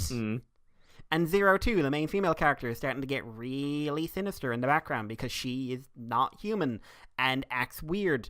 And when her partner says, hey, maybe you should talk about your problems, she says, you read my mind. And then at the end, she hugs him and says, don't worry, we'll always be together until we die. And I have a feeling she thinks that's happening sooner rather than later. there's just constant emphasis on the fact that the main characters in this show are not normal by the standards of this world. And considering this world seems to be a right shithole, I find that very interesting. I love this show way more than I thought I was going to. Like, it's not kill the kill crazy. It's not that kind of Studio Trigger thing, but there's some very clever writing in here. Right. Yeah, and there are ass shots. Spade a spade. But I'm very curious because this has that kind of like, it's starting to get dystopia going on here. Right. Like, what did you give up to become advanced kind of thing? And we still have no idea where the monsters come from. Like, really enjoying this show. How long until it's over? It's not even halfway through yet. It's no point then. 24, I think, is going to be its last one. So Ages away. Haha. Why am I laughing? Yeah, I'll get to see it in one big blob. And yeah, last thing I mentioned. See, for me, that's starting to become really difficult. Sure. Like, it's really killing watching for me because you get too much of a good thing. You you just get overwrought by stuff, and sometimes you don't have time to absorb things. And like with stuff like Violet and Frank's, I think you do need that hour or two just to absorb each episode. Mm-hmm. But that's my opinion. The only other thing of note is Dragon Ball. First off, on a whim, I watched a couple of episodes of the dub because it's coming up to when Rose's coming in, and he's supposed to be British. Yes, he is. Yes. But regular Black isn't. He's just gruff. Oh. He's just oh no! I sinister. think I think I heard the reasoning for it was the Zamos was the reason he did it was because the Zamos was meant to be more taking over him as he goes. But it's not taking over him. No, it's literally him. No, I know. I'm pretty sure that was the reasoning I heard though. But it's not like he's possessed. Goku's dead at this point. Yeah, he killed him. I know. He's super dead. I mean, it doesn't make sense why he has a British accent at all, because have they given Zamos a British accent at all? It's James Masters, like, doing a posh Spike. Okay. So, kind of. Oh, is it not just Goku's voice actor doing No, like, for Zamasu, it's James Masters. Oh, right, okay. So, it's, he's in there, and he's under, like, a pseudonym David Gray, but... You're not fooling anyone, especially since it's the same voice from Xenoverse where the name was Steven something and it was an anagram of James Masters. Oh dear. James, we know. Well, which isn't bad because the guy's a huge Dragon Ball fan. Is he ashamed of not having his name down for it or something? Like, what's the reason? Maybe, he was in Dragon Ball Evolution. Well, that wasn't his fault. I mean, it was his fault for taking the role, but it wasn't his fault for everything else. Maybe he feels guilty. Maybe it's a licensing thing. Or our union thing, who knows. But anyway, like, they did Rose and it was just like, he's talking, and I noticed his voice was slightly higher pitched. Right. And it seemed normal, and then he said, Rose, I'm now Rose. And it's like, oh my god. Better or worse than the Japanese? Oh, no, I think the Japanese one, I think she does a good job, because she just changes her delivery a bit. She does, yeah. She just gets a bit lower. I liked her sinister, like, ooh, I'm quite pleased with this kind of thing. Oh, yeah. My. But this one is just like, he goes full camp. Oh, dear. I'll kill you all. He talks. Oh my god. When he's talking to himself, it's so much more annoying than it is just because of that accent. There's also a really funny, really meta bit in it. You know the bit where like he's saying you're the prequel, you're nothing special, get off the stage to Vegeta. Yep. And Vegeta dives up and gives him a good thrashing, and then he gets stabbed with a cheap move. Mm-hmm. They're like, oh, you're a prequel, you're an opening act. And Vegeta's flying up, and they've added dialogue where there was no dialogue. Okay. Because in the Japanese bit, he just says die. And here he says, I am not the opening act. I'm the star of this goddamn show. And then just like, they know. Was this done by Dragon Ball Z abridged people? I don't know. That sounds like a line that they would do. I'm just going to point out that Chris Sabat is the voice director and they are good friends. Script supervisor for Dragon Ball, and he is not only is he a good friend, he very much is a Vegeta fanboy. Oh yeah, like he is in love with his creation, and I think that was like, I'm the star of the goddamn show. Just like we all know who the show is about. It should be about. Goku gets in the way of the plot, mm-hmm. and then it just goes, we all know what's really going on here. But I don't know. Like, I had to pause it and I started laughing. Just what? Oh dear. But yeah, apart from that, we had the big finale, Dragon Ball Super episode 131. The final fight of the tournament. We found out who won. We found out what the wish was, and then the show wrapped up. It feels like they needed another episode. At least. To be honest. Because the fight takes up about half the episode, and the rest is the wish, and then there's just like a nicely done, in all honesty. I liked it, but sort of montage bit at the end. Sure, yeah. Which works because other animes do that, but other animes don't have over 100 episodes. Yeah. That's kind of my thinking here, but maybe if you looked at it as a culmination of a 60-episode arc instead of a series arc, if you know what I mean? And yeah, but then, right, I have to admit my whole, like, I like the little montage thing, just, it was cute. The whole thing is made perfect for me at the end. Because the show ended how it needed to end. That last scene was exactly what it should have been. I have been saying that for years. So, I don't know, like, I think the Universal Survival arc was actually pretty solid overall. I think it had a rushed ending, but compared to how every other arc ended, I think it had the strongest one for the storyline. Also, there was very clear lines in there saying, like, it's coming back, guys. The cash cow will continue to be milked. Oh, yeah. But yeah, we're going to do a bit of a woo-woo on it in the coming month or so. So we'll give real opinions all there, but, you know, that's it. That is Dragon Ball Super taking a break until December. You know, when we've got Movie 20 with its very different art style. Yep. You caught up this week, didn't you, Andy? I did. I watched both of episode 130 and 131. Thoughts? All right. It was all right. it had parts that annoyed me, and I was like, it's about time it's over. It went on for far too long. I think I had more problems with it than you did. And it does not match up to the end of the Dragon Ball Z at all. Oh, like that, not the even 10-year jump, slightly. it doesn't even slightly, like, it suggests then that Krillin goes back to being a bitch, and 18 goes once again, why he's such a bitch when Krillin doesn't enter that tournament. Like, and also that Oob has any relevance whatsoever. Yeah, it's like, oh dear. Oh dear. No, it made sense when Kid Buu being revived was a big deal. Yeah. Like Kid Buu's like a finger flick these days. Yeah, exactly. That's the thing. It's silly. It's silly. But they have said several times that they may not tie up. I've read a couple of interviews and said, like, we're not saying whether or not we're going to tie up to Dragon Ball Z. Okay. Like, I could see this latest run hitting a tournament arc and just never, like, Oob comes in a different way or something like that. Yeah. And I'll be honest, I think it would make more sense. They need to just say that it's an offshoot to a different storyline at this point, because it just doesn't work now. Doesn't work. I'll talk more about it when we do a Moonbase woo-woo, though. Well, that was like my week. What about you, Andy? So I did that. I did Dragon Ball. I watched some anime. I watched the Ito collection. The thing that I mentioned last week. Oh, your horror thing. My horror thing. I watched it. I watched all of it. It was really bad. It's really bad. It was exactly like Super Eye Patch Wolf said it was going to be. But I don't know if it's the stories that themselves are bad, and it just doesn't work as an anime, a cheap anime that was poorly made. I don't know. I want to tell you one of the very quick stories, because there's no through story. Each episode has like a mini story and maybe two stories in one. It depends. So let me tell you one of the 5-minute stories. Okay, Mikey? Man and woman have baby, right? Yes. Okay. Disease going round. It's pretty bad. Turns kids into dolls. That seems to be a wear disease.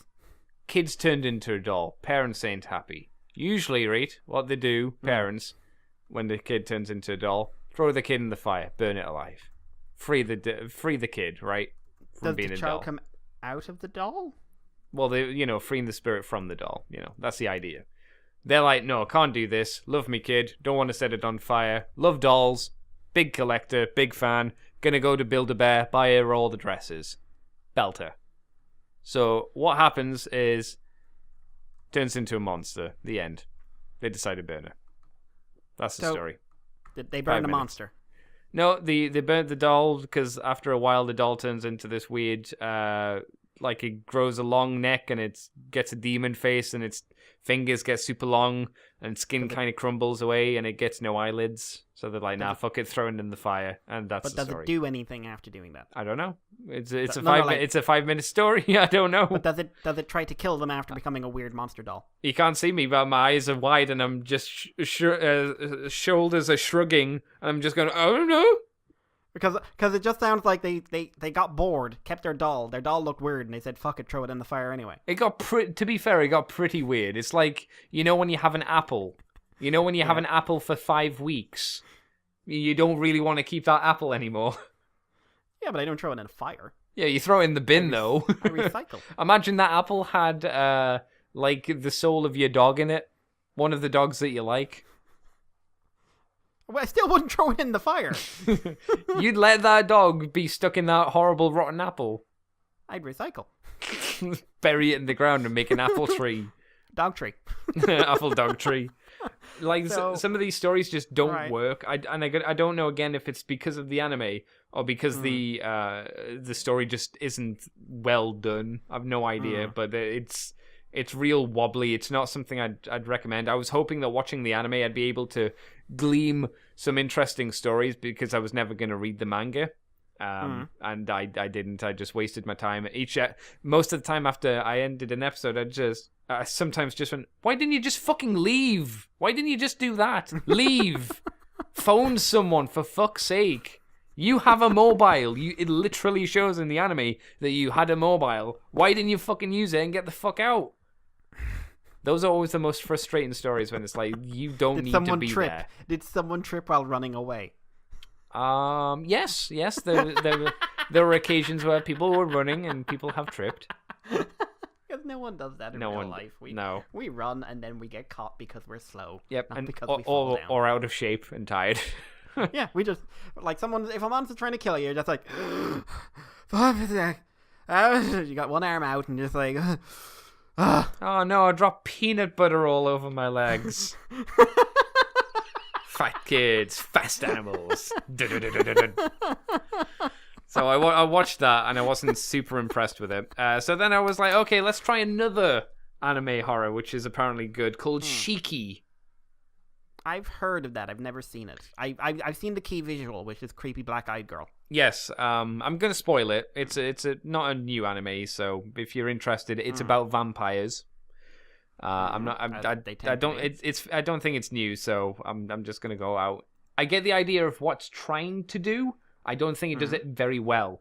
So it's not a super new premise. Vampires effectively move into a creepy Western manor in this rural town. People start dying. It takes them like 3 to 5 episodes to figure out it's vampires. And like, it's vampires. Fuck me, it's vampires. Come on. God fucking damn it, it's vampires. Open your mind, doctor. Jesus. It's so fucking... Like, when these people... Like, you know that black-eyed girl that you mentioned? Yeah. And for those not aware, when I say a black-eyed girl, it's a girl that looks like her eyes have been gouged out with a spoon. Like, just voids in her head. Pretty black. Yeah, they're pretty black.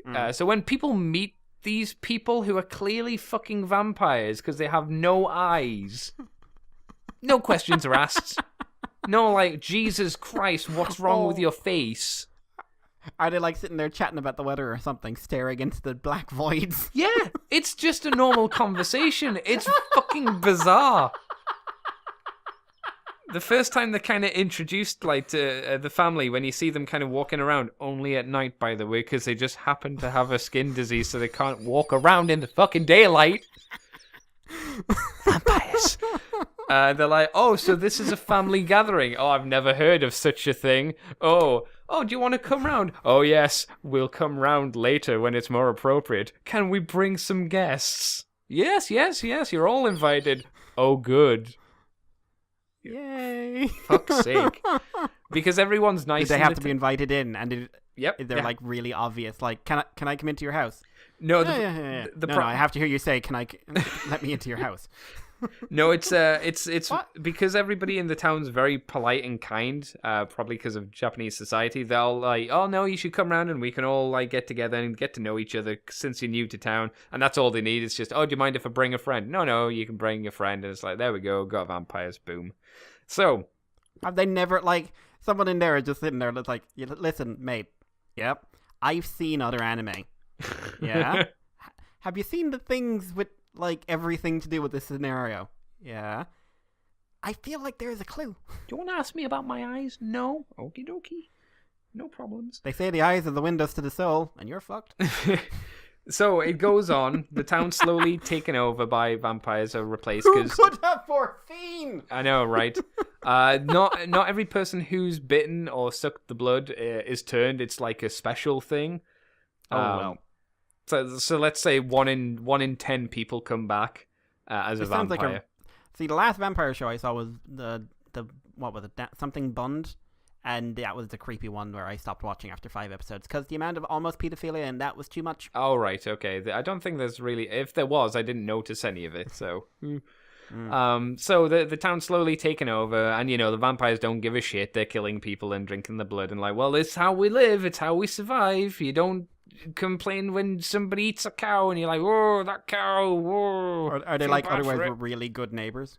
No, Are they super friendly and open? Like they'll lend anyone anything, and just like every night they eat one of the neighbors, and just like, listen, I did lend you the carburetor. No, it's not like that. It's just they go around eating people at night. But they're not bad. They're just reclusive, of course, because they're fucking vampires and they've never fucking seen anything. It gets to the point where the doctor figures it out and they wait and they turn on the vampires. They're able to trick the vampires through circumstances and prove it to the rest of the town that, oh yeah, vampires are real, instead of just putting it off.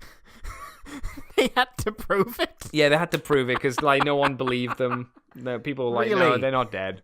Like, oh, don't be silly. They're not vampires, they're greys. Pretty much, yeah. So finally, it gets to a point where they kill a vampire, and then it kind of shows them going around and killing all the vampires during the day, and it's shown in a really gory, really visceral way, and it's meant to make you go, oh, is it morally right for us to kill the vampires like this? Because it's Wait, cruel. is there something about parking a tractor on someone? Yes. Ah, Yes, I that's- saw that clip. They drove like they just shred her with the wheels or something like that. Yeah, that's right at the end. She was the first Yeah. girl to get bitten and killed by them. So what happens, I'll jump to the end there. They're chasing down her because she's a vampire. They hit her with one tractor. They hit her with a second tractor, so she's fallen on the ground. They then roll the tractor over her arm.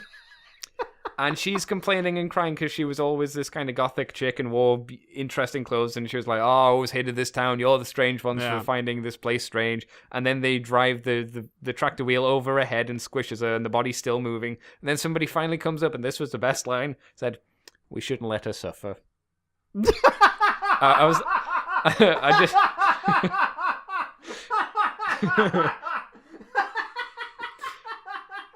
That's where I paused the video and went, I think we're past that, mate. I think we're past it. Tractor over a shredded head, body still twitching, arms broken because it's under a tractor after being hit by 2 of the tractors. Let's make sure she doesn't suffer. Really? I wasn't sure if they were taking the piss at that point or not. I didn't get it. It's no one so try a fucking steak? bizarre. Oh no, they stake her. They stake her right after that. Why didn't they try that first? Oh well, you know, because they didn't want to make her suffer. So they parked 4 tractors on her. No, they parked 2 tractors on her. Oh, they I'm they sorry. they hit her previously with 2 other tractors. 2 other tractors. Yes, because she ran into a field with 4 tractors in with people on, which she didn't see, even though she has better vision at night. I can't breathe. I didn't understand how she didn't see the 4 tractors with fucking people sitting on them waiting for her. And she's a vampire, so presumably she sees body heat. She's it didn't say ever body heat, but she has superior vision at night. It didn't make any sense. Because what I saw, like what I'd seen, like I saw that clip years ago. Yeah. And I was just like, oh, like 10 most gory anime deaths or something. And I saw the couple of posters and stuff, and I thought it was going to be vampire character is main character. No. and there maybe other vampires are bad, and this is the good vampire that is trying to interact and people blah blah. The usual shtick. Yeah. No, that's not it. So, but this is like the other way, but in a terrible, hilarious way. Yeah, it really don't let us suffer. Tractor on the face. It's so dumb. It's weird because I see what it's trying to do. It was trying to be like, yo, we're as bad as them. But I kept seeing it as, would you feel bad if you saw a gazelle with a machine gun shooting a lion trying to eat it? You'd be like, no, fair play to that gazelle. It's defending itself. You can't do the whole, are we as bad as them after murdering someone with a tractor and then going like, oh, well, shouldn't suffer. Yeah. That doesn't make it better. No, I don't even see how anyone would have came to that conclusion. Let's roll her over with a tractor. I was more surprised that she was still alive because they said earlier on that you can decapitate them and it would kill them. But clearly running over their head with a tractor doesn't do it. Well, there's probably like a little sinew still, so her head was still technically attached. That must have been it. Oh my god, it's like they could have gotten a shotgun and done it. Yeah. Like blowing off her head or something. But no, we're gonna like tractors. There's a million ways. This is just like it sounds to me like someone just wanted to do it like a gore fest. Yes, at that point it certainly did feel like it because they staked a lot of vampires and they there was an OVA like episode 20.5 where they get a load of vampires during the day, drag them outside and kind of nail them. They tie them up and then like. Let's say you know the bits that you use for camping to stake the ground. They stake the ropes into the ground. So then instead of staking the vampires, they just let them fry in the sunlight, and one person's going around just going, I can't take this, and just stabbing each one individually to put them out of the misery as like their eyeballs are popping and stuff like that. No, seriously, this sounds like the vampires are the victims. They're not. That's what they are at that point, but before then they had no remorse for killing the people that they did. And but it's bizarre. Like, you can't pull the like, oh, are we as bad as everyone else? When you are. Yeah. You are as bad. You're at least as bad. Yeah. Because you have at least two. You have stake them in the heart, or you have chop off their head. Presumably fireworks as well. It never stated that, but you could probably assume. Let's assume fireworks. Yeah. You have these three options. All of them can be relatively quick. Well, maybe not fire, but, The staking's not very quick. I don't know. Tie them down, chop off their heads. You had them tied down. Why did you then stand there watching them fry? Yeah. Why didn't you go around systematically chopping off their heads? It's strange. Would you be surprised, Mikey, as well, if the young vampire girl, who's the head vampire, of course, at the end is asking why God has abandoned her? And all that stuff, and keeps asking like, is it wrong for me to want to survive? And I kept thinking to myself, well, no, technically not. And she says, is it morally right for me to kill, for me to murder? And I thought to myself, well, because you phrased it as murder, you already think it's morally wrong. So that's more you thing than it is a me thing. So, like, is it alright for me to murder? See, if you'd said eat, yeah, that's the thing. But because she chose the phrase murder, so she already considers it wrong because you wouldn't have said it like that otherwise. I like a good vampire anime. I do. But, oh my god, my heart. I can't. My sides are killing me. I probably made it sound better than it is. I know you did. I see what it was trying to do. It was trying to make you think a bit more and that stuff by the end. But I just came away going, but it's just silly. I mean... Somewhere the cast of... Say again? I was going to say because maybe it's because I'm not religious, and I think because there's a priest monk who becomes friends with the vampire girl because she likes his writing. I think if you're more religious, it might have a bit more oomph to it, but because I'm not religious at all, I'm just like, at the end of the day, if you want to survive, I don't blame you for wanting to live. You didn't ask to become a vampire, and this is the only way you can kind of survive, so fair enough. But don't go around thinking that it's not okay for the humans to therefore come and kill you because you're fucking killing them. The worst thing is, the reason they wanted the town was so they'd have a safe haven. Okay, Mikey? Yeah. What problem do you foresee with making that happen? Do you want me to tell you? Because I can just Just rocket I've got this off. 4 or 5 different ones really at this stage, so go ahead. Yeah. What happens when you run out of people in the town to feed off? Eat everyone else. Eat your neighbor. Eat your friend. Eat your dad. That's the thing. Oh, they're cannibal vampires. They're not. The problem is you get to a point where you have your town full of vampires, and because they won't do population control, you therefore don't have anybody else to feed on. So then you have to spread out, and therefore you start killing more people, and you won't kill the vampires for population control. So it just becomes a big kind of snowball effect. What do you do? My suggestion was, and this is what me and my friend Chris, I saw Chris on Saturday, I sat him down and I had a chat with him and I said, this is what, me and him hammered this out as the Vampire Head Committee, me and Chris, on population control. We said, okay, Head Vampire Chris, how about we make sure that the 5 of us who move into this town go to the doctor or go to the monk, form a relationship of some kind, make sure that they're okay with this. And what you do for the doctor is the town consists of 1,500 people. You make up some bullshit reason to have every month or every 2 months them donate a pint of blood. That's like 1,500 pints of blood. That's a lot of fucking blood. Put it in cold storage. 5 vampires can survive on that. Do you know what's worse? If at the start, when you started telling me about this, that I would have gone, no, because it's just like basic, we don't care what we're doing and everything else. Yeah. But now you've got her like moralizing about, am I doing the wrong thing by murdering people? Yep. And she wanted a place for her and the vampires to be safe, and that would have been a safe place if you just set up a system. That's the logic where she would do that. Yeah. Like, if she's thinking that way, she would have at least tried, and then like, oh, well, we couldn't, but we still need to eat. I think there's some bullshit reason if she didn't consider it until everybody started killing the vampires off, which is a bit of a half. What? I'm pretty sure she only started then, and that's a pretty half-assed reason to start considering it. Bullshit. Maybe I should have found a good way to do it. Thought of that bollocks. Yeah. And she was nuts. Maybe I should have Maybe I should have thought about this before killing everybody without caring at all. I don't know. Fucking Saya in Blood Sea had better reasoning. And Saya in Blood Sea was basically, I agreed to do a weird experiment where you wipe my brain. And by the way, I kind of want to eat you all. Yeah.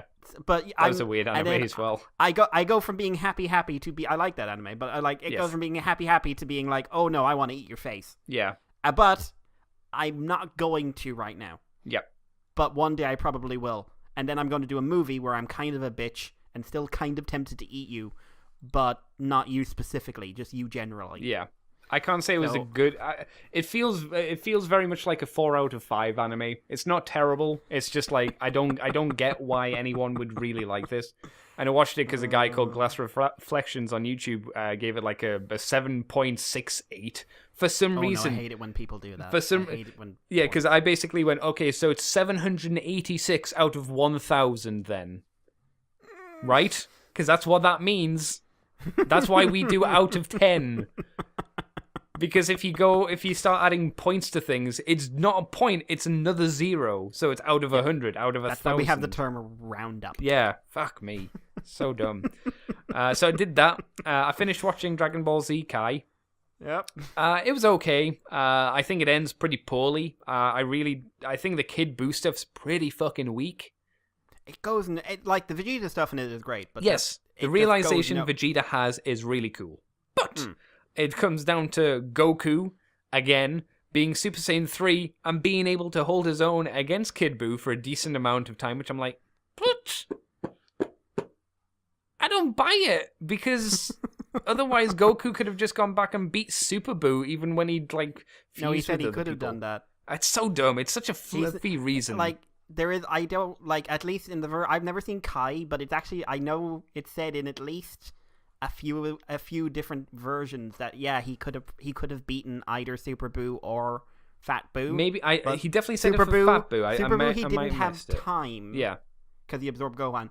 And then Fat Buu, he said he wanted everyone else to learn, he didn't think he wasn't sure he could do it in the time. Yeah. And he wanted them to learn to save the world themselves. In other words, Goku's a shit. Yeah, pretty much.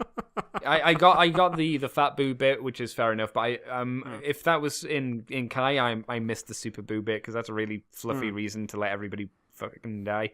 There were parts that went on too long, I would say, and parts that went on too long, and yet they still cut out the bit with good Dabura.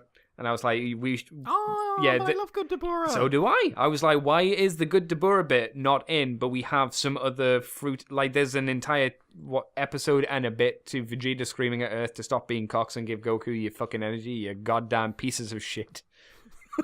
For fuck's sake, save yourselves, you assholes. Which is kind of what it came down to. So he knows the game.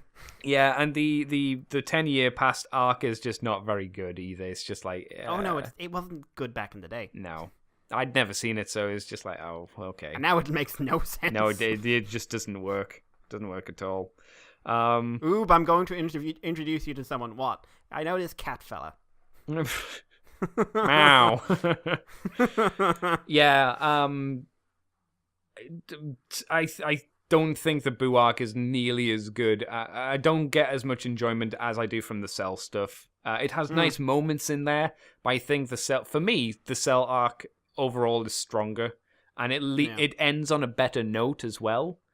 I think with the Boo stuff, people get a real big kick out of the Vegeta arc. Yeah, and totally. Remember, people get, because I think like the Vegeta arc is sublime. That's the only reason you should watch the Boo arc, I think. Yeah, but I also think people remember other bits that they like. Like, they remember, Gohan's new form. They remember the Super Saiyan 3 transformation. They remember Vegito. They remember, I don't know, Gotenks being an idiot. Some people like that. I've never really been into Gotenks. I hate them and the kids. The kids are just awful.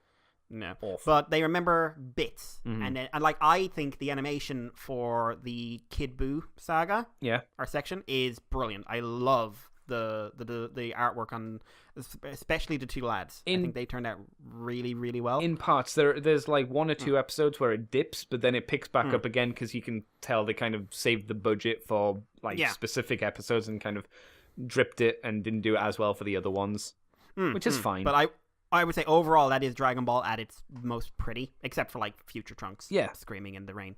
But the actual plot is basically the same plot 3 times. Yep.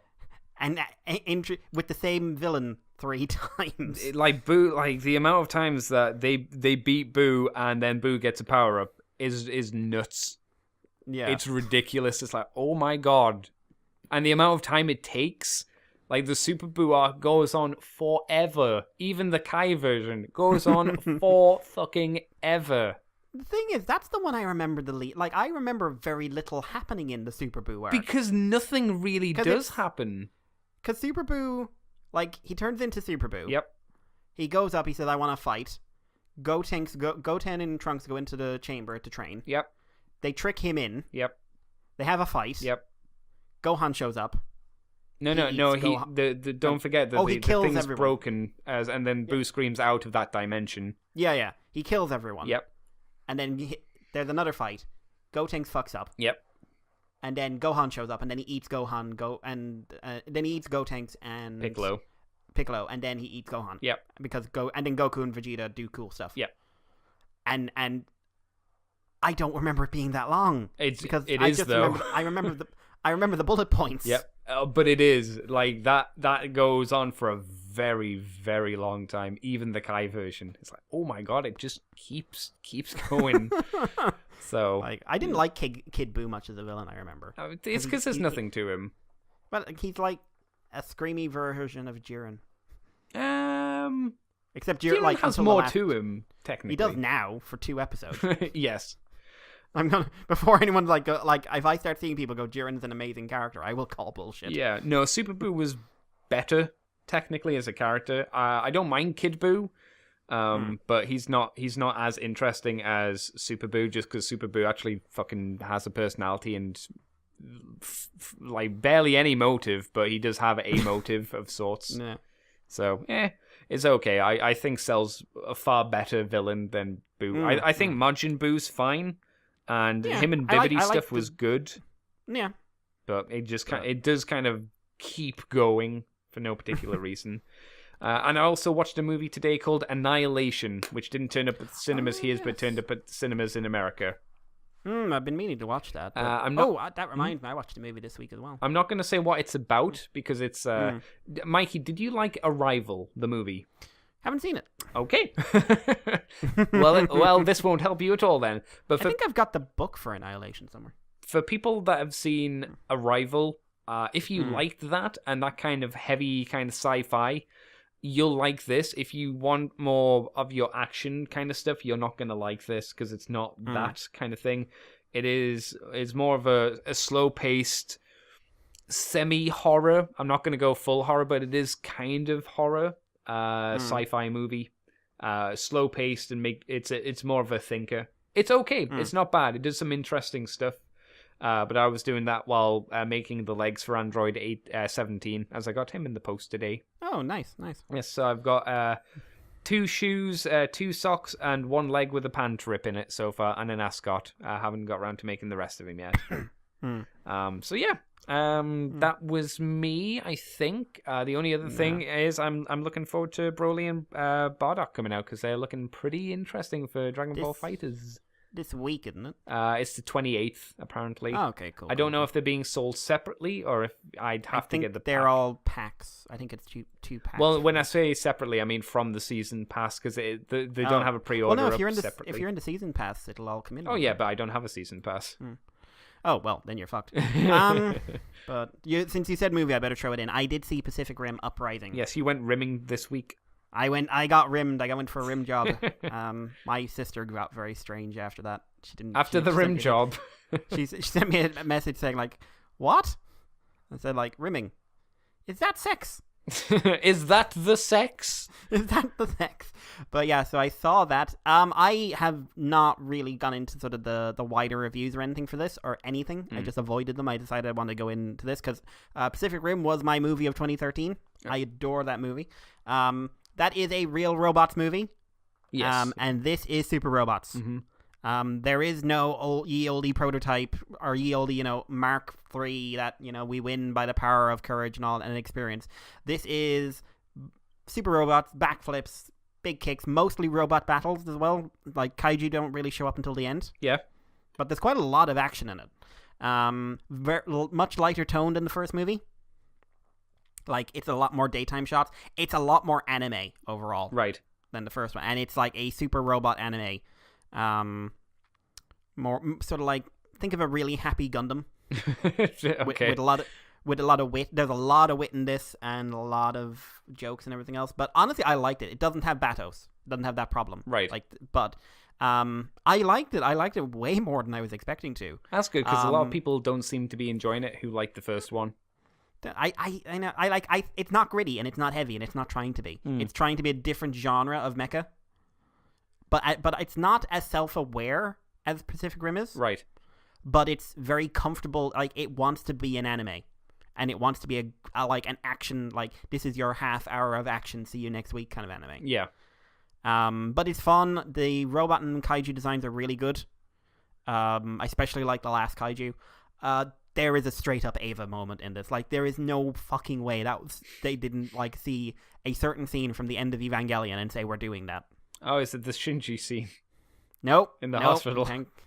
Considering that the main female character is about 10 years younger than John Boyega. No. I like John Boyega in this as well, by the way.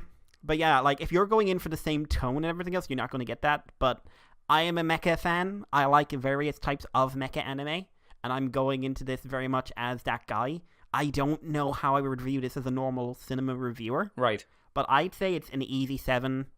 It's a fun movie. And, like, I just liked it. And there's some genuine twists in it. Like, stuff I didn't see coming.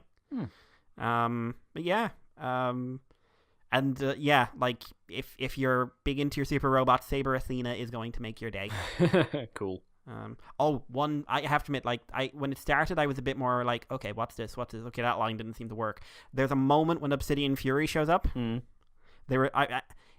just going to... It's not a spoiler, but it punches Gypsy Avenger.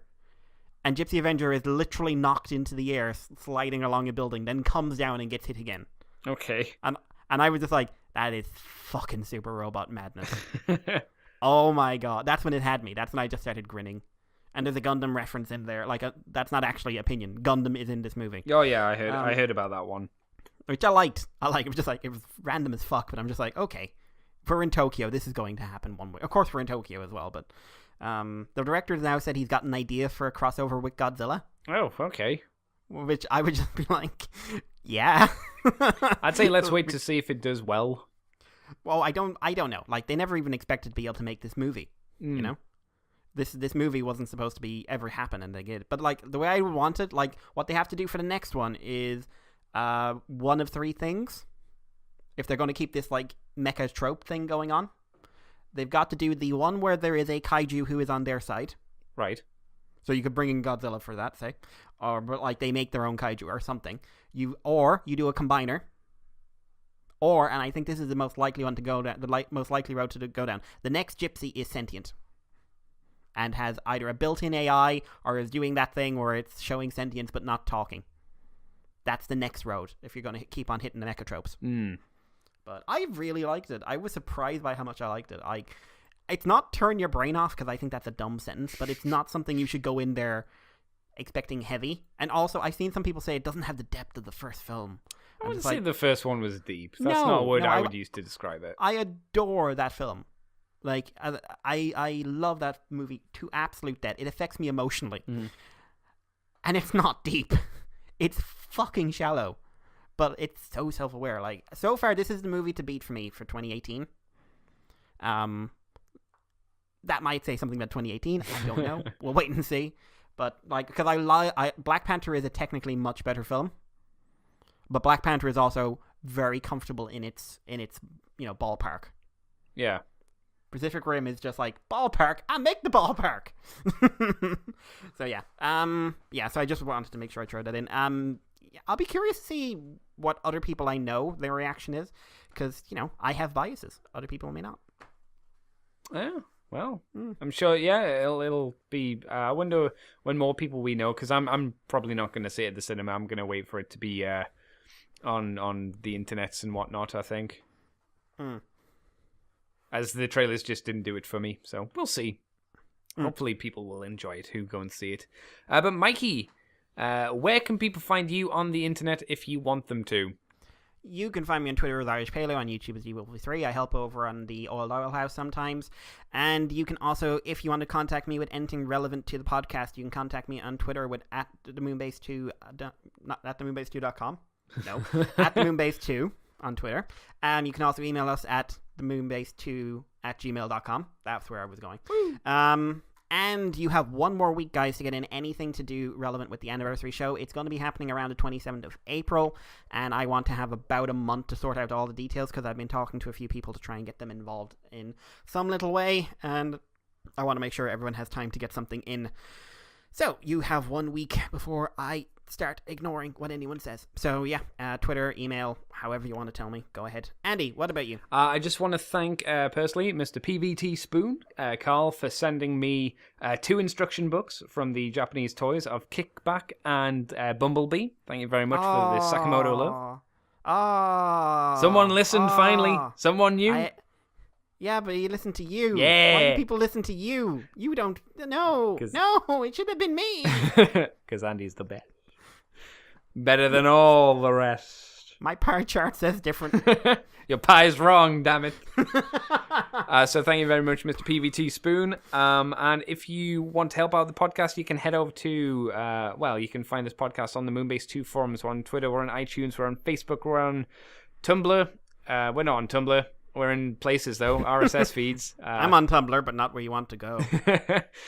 You can also be like Mr. Skirt, who very kindly upped his pledge from $2.50 to $7, and then very quickly upped it again to $10. Holy shit. I know. I was like, jeez, okay, cool. Dude, thanks. Yes, so thank you very much, Skirt. SKERT, Skirt. For upping the pledge. And if you want to be like that person, you can head over to Skirt. You can head over to patreon.com/moonbase2. Was that right? Patreon.com/moonbase2? Yes. Yeah, that's right. And if you do $2 each month, you get From the Files of Teltran 2. You get Moonbase Woo Woo. And you get those things, apart from Moonbase Woo Woo, which is exclusive for you. You get From the Files earlier with the extended version where we talk about visionaries. And if we do interviews and have interviews, you get them a week early as well. And you can find me on the ccbunker.weebly.com and on YouTube and Twitter and Tumblr CCTFW, and on YouTube as Cobra Commander TFW. That was a bit of a mouthful by the end, but I think I got through it. Woof. I think that's it, Mr. Mikey. I think we're done for this week. We done, son. Cool. Well, thank you very much, Mr. Mikey, and I will catch you next week, where I will try my best not to roll over your head with a tractor. Put me out. I can't say it. I can't fucking say it. What are they fucking talking about? Oh my god. You are now leaving Moonbase 2.